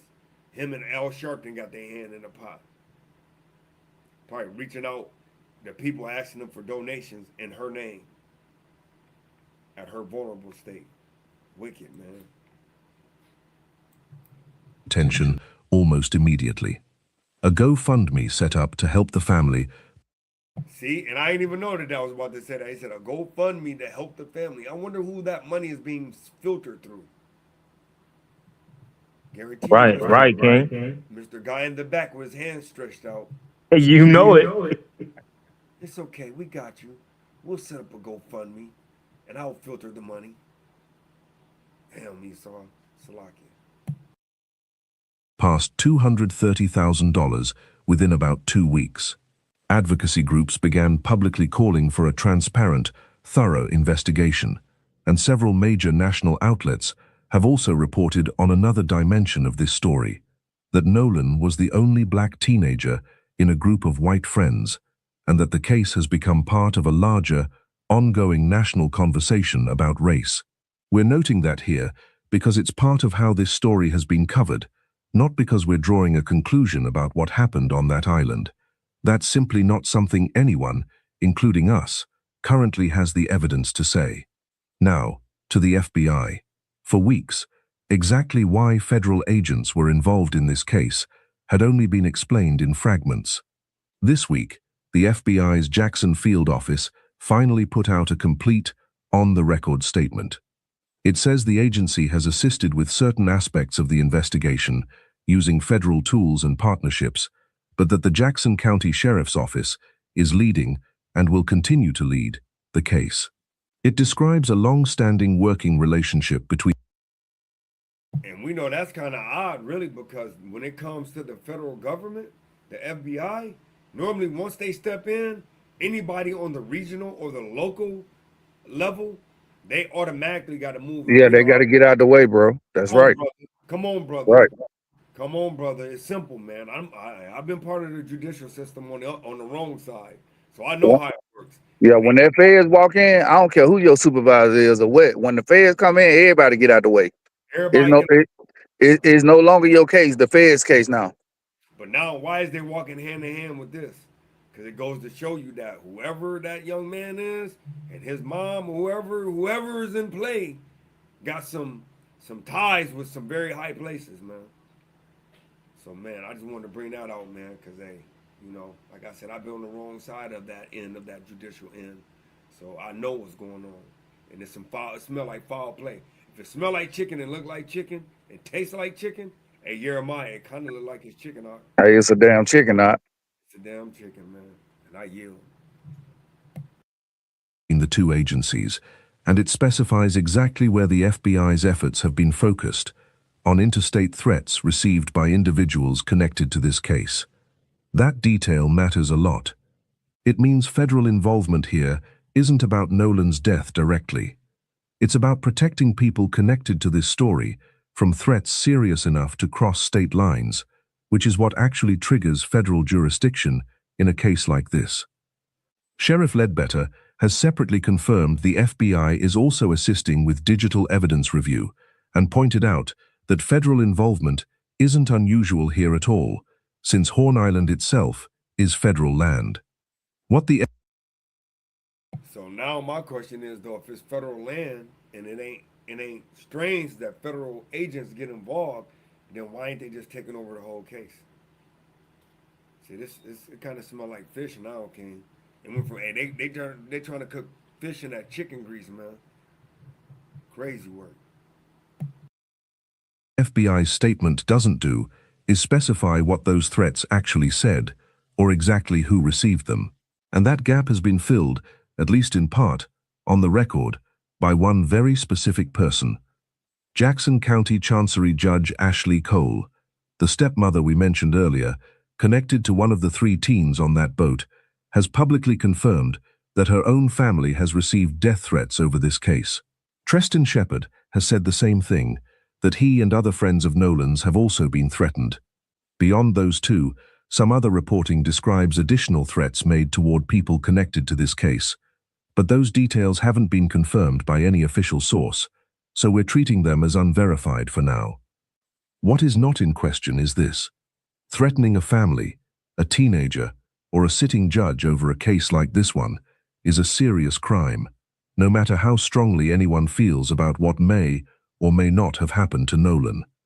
And every threat like this makes it less likely that anyone still holding information will feel safe enough to come forward with it. Now, to the development that shifted this case the most this week. Katie, the young woman who spoke with Nolan in his last confirmed minutes on that beach, has finally spoken directly, not through a relative, not through a social media post, but face-to-face with Nolan's own mother, Christine. Up until now, everything attributed to Katie had come second-hand, filtered through a family friend, then through Katie's own mother and sister, posting online to correct rumors that had spiraled out of control. This meeting is the first time her account has traveled directly from her to the person who needed to hear it most, with nobody standing in between. And her actual account, according to Christine, is more specific than a lot of the public conversation around it. Katie has said, consistently, that she and Nolan spent time together that day and eventually parted ways. She got back on a boat with her own friends. Based on what Nolan told her, she assumed he was heading back to rejoin his own group, but she never actually saw him get on that boat. She assumed it, based on their conversation, not because she watched it happen. That distinction is genuinely important. It means Katie isn't offering a direct eyewitness contradiction to what his friends have said. She's offering his stated intention. Whether he followed through on that intention before whatever happened next is something nobody, not Katie, not his friends, not his family, has been able to confirm. Both things. Hey, but didn't the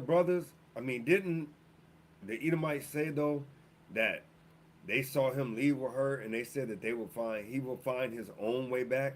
Right.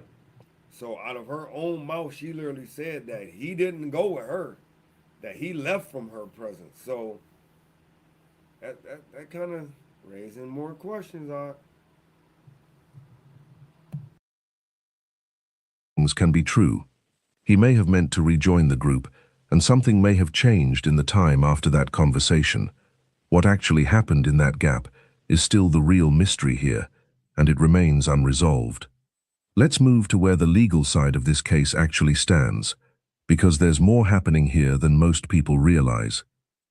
Following a meeting on July 15th between Nolan's parents and Jackson County District Attorney Angel Myers McElrath, Attorney Ben Crump confirmed the case will eventually be presented to a grand jury once the underlying investigation is complete. He's also confirmed a coordinated review of Nolan's phone, with his own independent investigators and law enforcement examining it side by side. It's worth explaining plainly what a grand jury referral actually means, because it's been widely misunderstood. It is not a trial, it is not a verdict. It's a legal process where evidence gets presented to a group of citizens who then decide whether formal charges are warranted. In Jackson County specifically, this kind of referral is described by at least one local attorney as standard procedure for any death considered unnatural or suspicious, not proof by itself that foul play has been confirmed. A different legal voice, former Judge Carlos Moore, has pushed back on treating this referral as meaningful progress at all, citing his own concerns with this specific prosecutor's office in an unrelated past case. Both of those perspectives are worth holding at the same time. This can be standard procedure, and it can also be worth watching closely. As for why the physical evidence is taking so long, there's a simple, unglamorous explanation. An autopsy was conducted by the state on July 7th, but its findings are still waiting on toxicology results, which get processed by outside labs and can take 2 to 3 weeks or longer, sometimes much longer. A second, independent autopsy, arranged by Crump's team and funded in part by former NFL quarterback Colin Kaepernick, was expected as early as July 10th. As of tonight, on the eve of the funeral, neither set of results has been made public. That means Nolan's family is about to bury their son without a confirmed cause of death, without a confirmed manner of death, and without any official determination of what happened to him on that island. That's not a dramatic flourish. That's simply where this stands right now. Tomorrow, Monday, July 20th, Nolan Wells will be laid to rest at Center Point Church in Ocean Springs. Visitation runs from 9 to 11 that morning, with the service beginning right after. Reverend Al Sharpton is expected to officiate. Filmmaker Tyler Perry covered the funeral costs for the family. There's a detail worth including here that's easy to miss. The Mississippi Coast Coliseum and Convention Center had actually offered its venue for the service, and its board voted to approve that offer. The family ultimately chose Center Point Church instead, and the Coliseum's response wasn't offense or awkwardness. Its executive director, Sam Voisin, released a statement extending condolences and support to the family regardless of their decision. That kind of response, from an institution that never knew Nolan personally, says something about how this community has shown up around this family that's easy to overlook in the middle of everything else happening in this case. Hey, and one thing I'm thankful for, man, is the Most High, man. Hey, you can't do nothing for the truth, against the truth, but for the truth, man. And I just thank the Most High that them brothers from IUIC went down there, man, and showed up, man. Hey, to show the Most High is everywhere, man. Hey, he multi-present, man, and that's all praises. Hey, they represented the Most High will, man. There was an order. Hey, they didn't cause no ruckus. They were seen. Hey, and they ain't bring no negative, you know what I'm saying, ripples for the nation, man. So that's all praises to the Most High, man.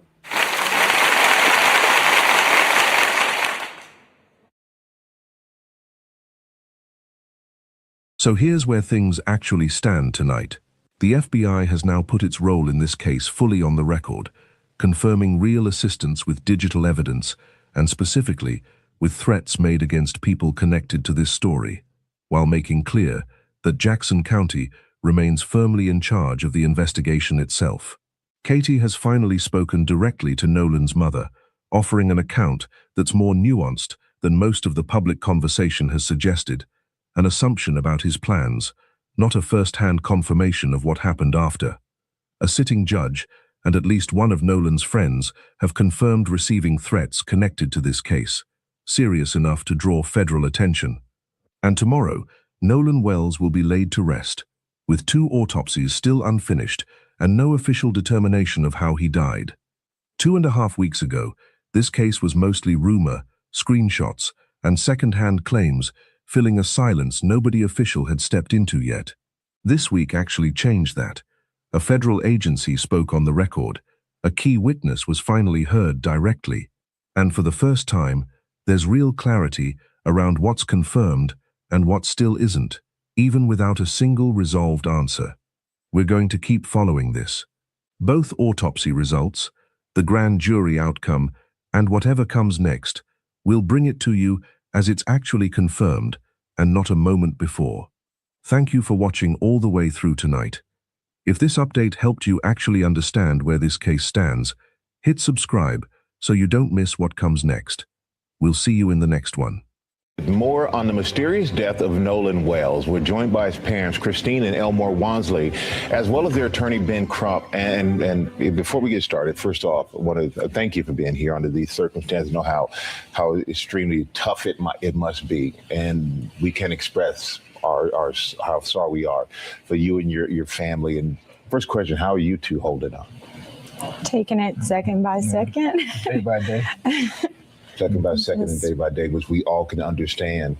And I just want to ask you, the friends that Nolan traveled to Horn Island with, they say that he stayed behind voluntarily. Why would he stay behind? That we cannot answer. I can't fathom why he would. I don't know why he would. We always taught him to, if you go with a group, you stay with a group. Mm-hmm. Even when he was in college, he would say, Dad, well, we're gonna ride down to a party or something in another city. So I was telling him, look, if you go with 5, you come back with 5. Do not separate from the group. Because I always said safety is in numbers. Mm-hmm. And he always said, yes, sir. So he knew to stay with his group. So why would he split from his group? I don't know. So that would have been unusual for him to split from the group. Yeah. And you said he would always check in with you. Did he check in with you that day? So that day, no, I don't. But of course, too, they were on the boat. And usually when he is out there, which it's not uncommon, he's, I think, since last year, he's been going there occasionally with his friends. And so it would always just be like, hey, Mom, I'm back, type of thing. But this time there was no call or text from him. It was from his friend. And then too, really didn't worry a lot about it because it was his last weekend to have fun. Yeah. Because that Monday he had to report to school. We was preparing to take him back for camp to prepare for the season. So, we're gonna see. He wanted to have his last hurrah before he locked down and get ready for the season. Because, like I said, the entire summer he's training. He got more serious. He started to understand what I was trying to tell him about. Football not just being fun, but as you get farther in it, it becomes a business. If you want to excel, you have to understand it. You have to understand both at the same time. And we know, Ben, that you said that you're going to do an independent investigation. Yes. And you say you have Nolan's cell phone and messages were deleted. How could you tell messages were deleted? Well, his parents got the phone back, and that's something that's important, Michael, because they tracked this phone on Life 360. So Life 360, but when I received the phone call from Warren, I immediately called my friend Tashima and I said, hey, have you guys seen Nolan? Because her 2 sons, Jalen and Javon, they grew up together. They played City League sports together. When they got into school, they played sports together. And so she was like, hey, okay, the boys were pulling up the location from Snapchat. So the Snapchat location looks completely different than the Life 360 location. So when I pulled up Life 360, it was different. It was showing everywhere the phone had been. I was like, well, it's showing that he's back on land. I'm not. He's like, but no, he didn't come back with us. Well, how were you able to get the phone? So we tracked it, and my friend Tashima went and picked it up.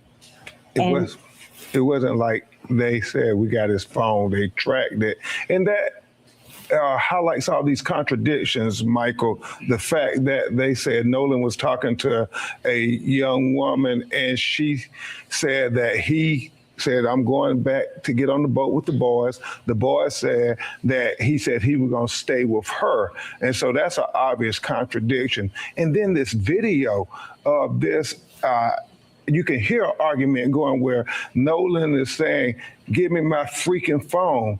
What are you freaking doing?" And so then his phone ends up missing. I don't know any teenagers, Michael Strahan, who says, if you believe their story, I'm gonna stay behind and I'm gonna leave my phone. I mean, no young person leaves their cell phone.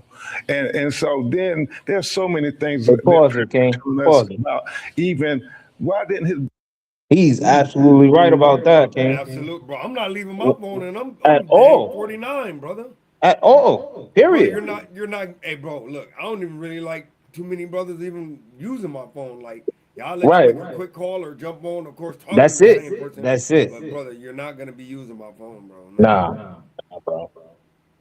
that's crazy work, bro. So he's right, bro. Ain't nobody let nobody get no phone. That's why they make them so easily bought. They're cheap because hey, you should be able to have your own phone. So yeah, no, bro. I don't see why somebody else would have possession of somebody else's phone. body wash up with the tide on Sunday? Why would it come on Monday? It's not adding up. And that is the problem when you think about the history of Mississippi. Yeah, so there's so many questions that need to be answered. And is there anything you'd like people to know about Nolan? What would you like them to know about your son?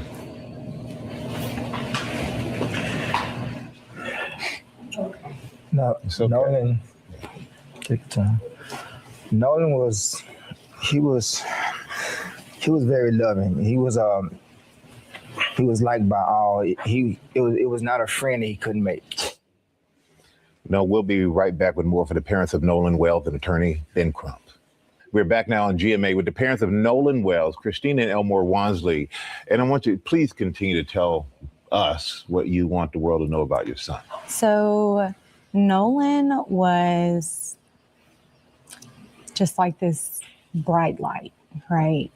Walk into a room, his smile, his energy was just so infectious. Like it's almost like he drew you into him.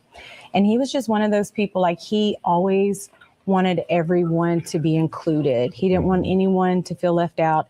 I remember one of his teachers emailing us. I can't remember what grade he was in, but basically it was math class. They had a special needs student and she asked a question and Nolan got everyone to put their hands down because he wanted that student to answer. And so student answers the question and she was like, Christine, the classroom, Nolan went crazy and everyone else started going crazy, just celebrating that child. Making them feel included. And that was the person he was. Like he loved everyone. And I always told Nolan, like, you have to be careful when you have such a big heart like that. I love that God blessed you with that, but you have to be careful with that because that it's not always returned, that type of love. But he was just genuinely a good person. Like I always say, all the best parts of me are with him. And Dad, anything else you want to add? It's just he's gonna be really missed. I know a lot of his teammates, they all look to him as a leader. He's more like a silent leader. Not real big on words, more action, which is kind of like I was. I really wasn't real big on talking. I really wanted to show you and you follow me and people followed him. And it's gravitated. He put in the work, he worked hard, and he knew he was focused on what he wanted. And he wanted to make life better for, his family. He wanted to have his own family. He used to say, Dad, I want to do this, I want to do this, I want to do this. I said, well, son, you got to take Pause it, King, real quick. I just want to say, and even for that to have a heart like that, our nation has a heart like that. You know what I'm saying? But the problem is us being over righteous all the time. Because loving everybody will be our downfall. Plain and simple. Like you said, Aria, earlier, you got a nation that loves, you got a nation that hates. We have to understand who hates us and how, like y'all said, how to conduct ourselves within this captivity we currently in. You know what I'm saying?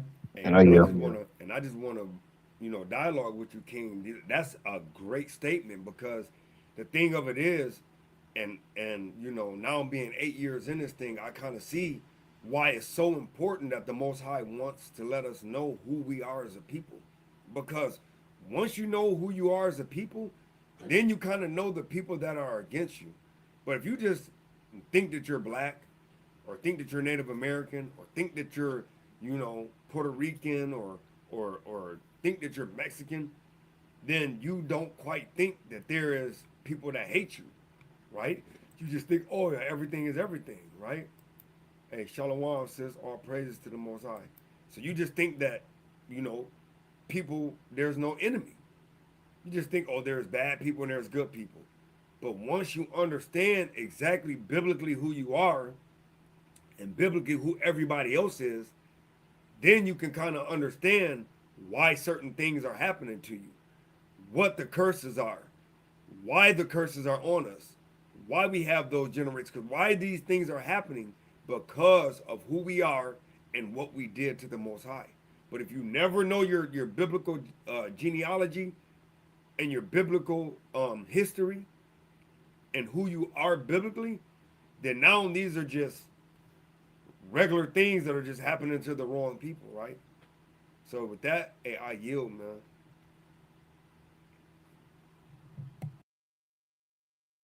Slow down. Let's go. Let's walk this thing out.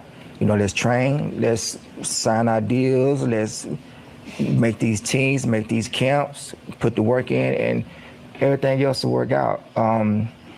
Even his baby brother, their bond got even stronger because now I have a big brother that he's finna do something. So now I want to outdo that. So his focus and his confidence has got even better. So I was looking forward to both of them having outstanding years. Seasons, He seemed like he inspired in the home and he inspired outside of the home. And Attorney Crump, where do we go from here? What's next? Well, the deleted messages that Christina was going to briefly touch on, we want to get the phone and figure that out. Backtrack on that. When we finally got his phone, me and my sister went through the phone. We went in his Snapchat. He had 2 accounts, absolutely nothing. It wasn't even 24 hours, which is how long videos and pictures stay in Snapchat. And I was just like, that can't be. Like, I've seen Nolan whenever he snaps, like when he goes and he's having fun, like he does videos. Like, there was absolutely nothing, no saved videos. And even my sister was like, yeah, that's suspicious, Michael, we having an independent autopsy done at the behest of his family. Colin Kaepernick helped pay for the independent autopsy. We flew his body up from Mississippi to D.C. because they wanted an autopsy done by a person with no interaction with the Mississippi law enforcement because they.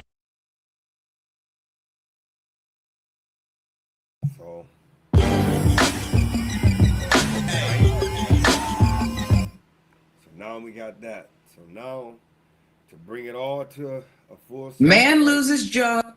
So now we're gonna bring it to, the full circle of everything, right? So without further ado, I'm just gonna go ahead and get in.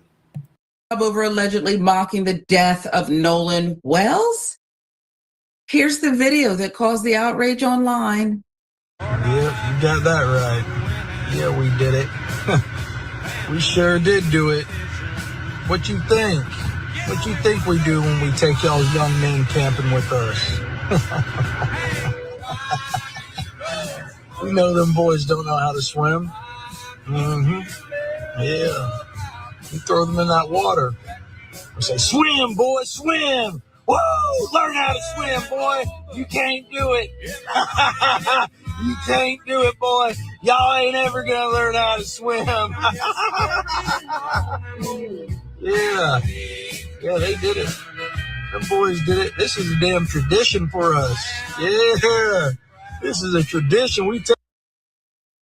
Hey, you see that, man? Like, and this is what I guarantee you, man, over 50% of the people that is of that spirit is definitely saying the same thing. You know what I'm saying? They might not have the strength.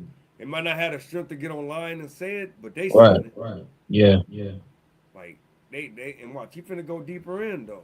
Hey, I got a scripture though. Like, King. Yeah, real quick. Just to expound on this, because you're right, King. So be moving in that spirit. This is why. The book of Revelation, chapter 12, verse 12. It says, I'm gonna wait till you get there. Okay, you absolutely right. That spirit is moving, and that's literally the spirit of Cain manifesting itself, right? So this is the book of Revelation 12 and 12. Therefore rejoice, ye heavens. That's all your high elites, all the heathens that's in charge. Even like Yahweh said, to sell out to our people that want to tap and dance to everything Esau and other nations tell them to do, right? And it says, ye that dwell in them, woe to the inhabitants of the earth and of the sea. For the devil, the deceiver, right, is come down onto you. Now he's on the same level as us, right? He ain't got that higher power anymore. It's being taken away right before your eyes, right?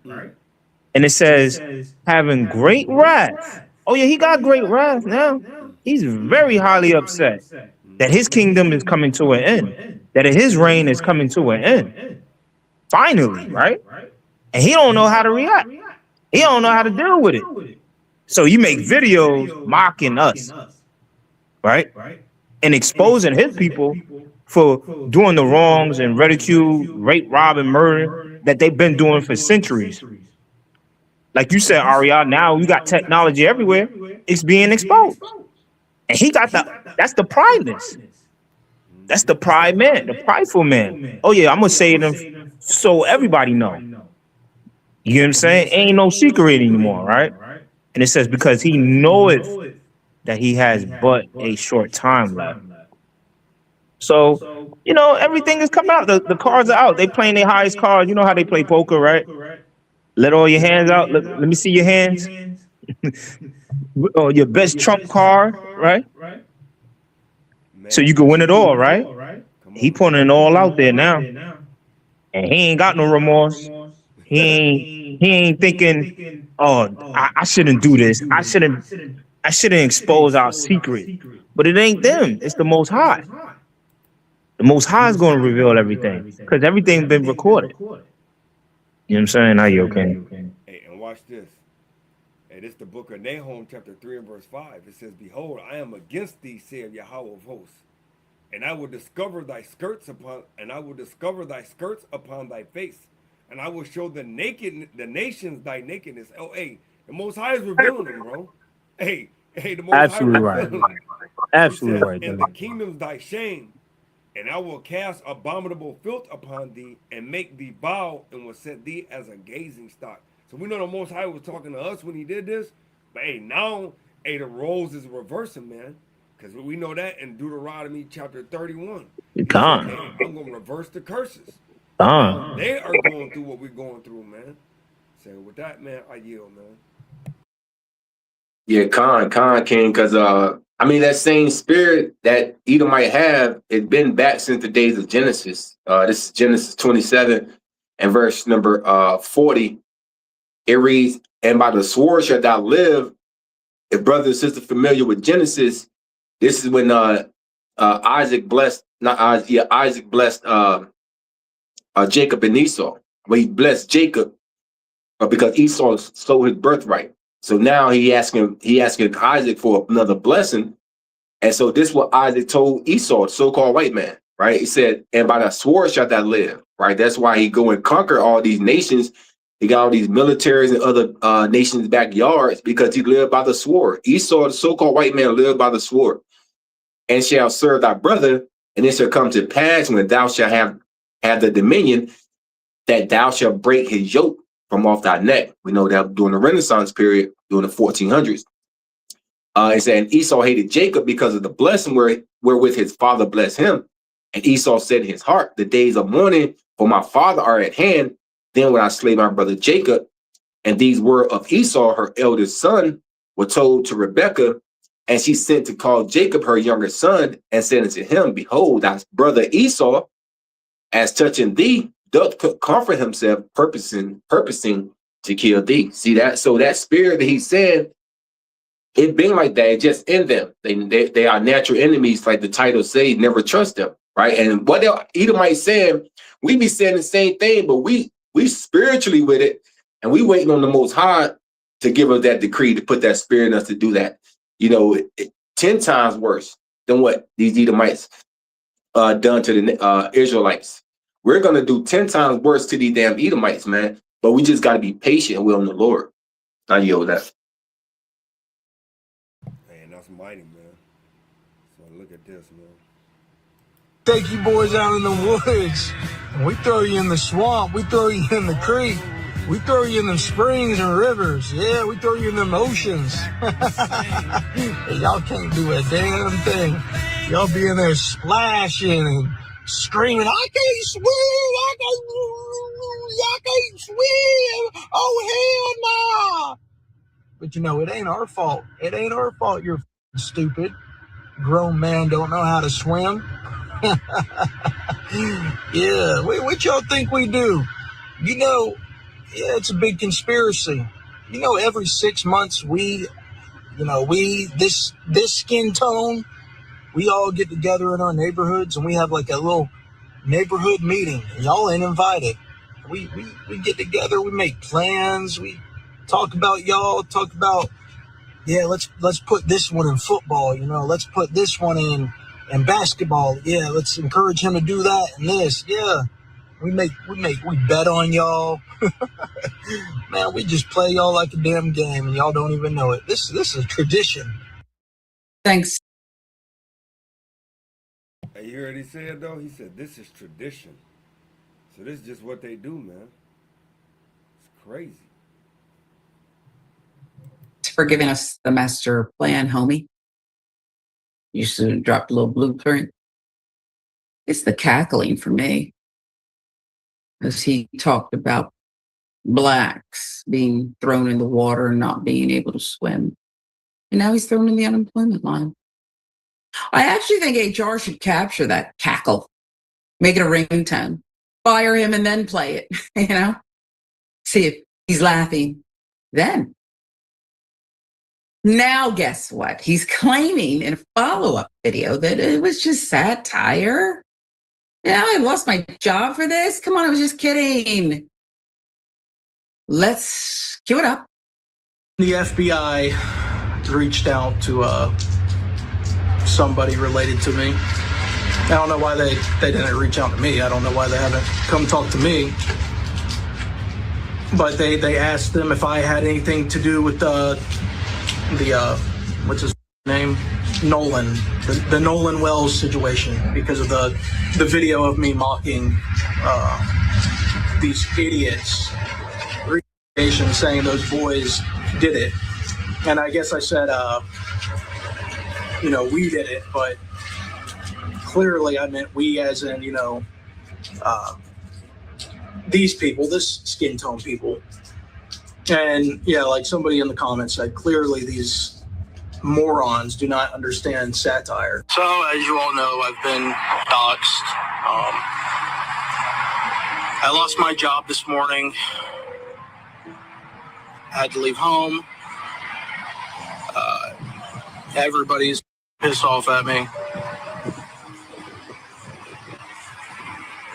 Now these idiots are wanting to get a judge involved because I'm a dangerous person, and now they want to try and do something about custody because I'm too much of a danger to be around children. All because of a video, clearly satire. I don't even, I might have a little bit of a country accent, not much, but I was using a country accent in the video. But I mean, whatever. I'm not trying to apologize. I'm just showing the ridiculous of it, the ridiculousness of it. They had the FBI reach out and all this bullshit. I can't do his cackle. At this point, I'd like to ask our crack indisputable team if they can locate the baby mama. Love to give her a hug. Taking him back to court, huh? Look, his words are very dangerous. And perhaps he should not be around children. And if he's not seeing them that much, then we need to raise the child support too. baby mama, call me. You're a fool. What happened to all the laughing? And they talked about the skin color and all that nonsense. Just say white people. That's who you're referring to. You said that was your tribe. Hey, King, hold on, pause it. I'm Monthly sorry. joy. I'm Salaki for poison up, but he just said I'm not even apologizing. You get what I'm saying? And that's the prideful in them. They all like that. It's just like you said, King, he has the strength to say it in front of the world. And we're gonna keep on. What we gonna do? Cause you know our people still going north. This whole lesson been over 2 hours, bro. You know our people still gonna that's not true. And that's just a gimmick or whatever they would excuses they want to just hide underneath the rug and just let bygones be bygones, like they always say, bro. Sellouts, our people. And that's gotta be the 2/3. It has to be. You know what I'm saying? You got people that's gonna make it, you got people that's not gonna make it. But for you to say, you know, when he said, I'm not apologizing, I remember the first scripture that came to mind was they refused to let us go.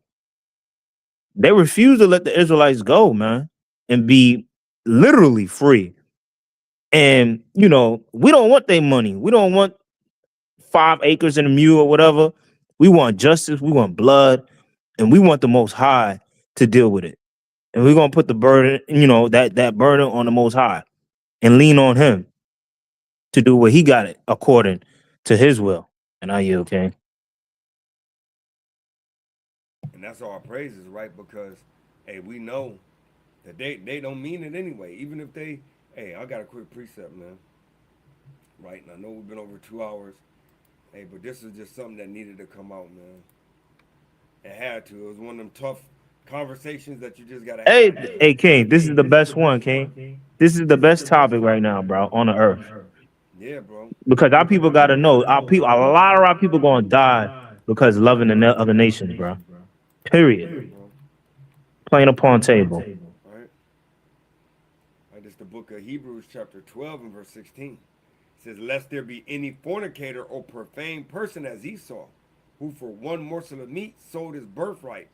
For you know how that afterward, when you would have inherited the blessing, he was rejected, for he found no place of repentance, though he sought it carefully with tears, because he was crying, talking about, well, I lost custody of my kid, you know, I lost my job. It's like, but, so you don't think that your actions caused that to happen? And it goes back to what we was talking about earlier this morning with me, you, and Jeremiah. It just goes back to accountability, King. Everybody needs to be accountable for what they're doing. Exactly. And that's the thing. People want to do what they want to do, but then when it's time for the Most High to hold you accountable for it, right? Now all of a sudden you want to sort it carefully with tears. Right. Why is it happening to me? I wish that it didn't happen to me. Blah blah blah blah. No, it did because you didn't walk circumspect. Right. Circumspect means you are aware of everything you're doing. That's right. You're just doing stuff, and then all of a sudden, when you get, because there's repercussions for everything you do, brother. Whether it's a good repercussion or a bad one. Right. There's a repercussion for everything. So when them repercussions, or what we call judgments, from the Spirit of the Most High, it's called judgments. A righteous judgment, or a judgment based off of your wicked deed. Right. It's a judgment. You know, so when you get them judgments, man, hey, that's just what it is, man. So yeah, man, we ain't got to go no more into this video, man. Hey, so giving all honor, glory, and praise, man, to Yahweh Ba'Shem and Mashem Shai. Hey, man, we're gonna say, hey, we pray that you keep the commandments and live. Hey, and don't do nothing to get judged, man, because we know that these are nothing but your judgments. If you don't keep the Most High's instructions, hey, there's repercussions to pay from it. Hey, so with that being said, hey, my name is Aria. Tazawan. Hey, man, and what you want me to do at Tazawan? Yeah, push that damn button. Hey, Shabbat Shalom, family.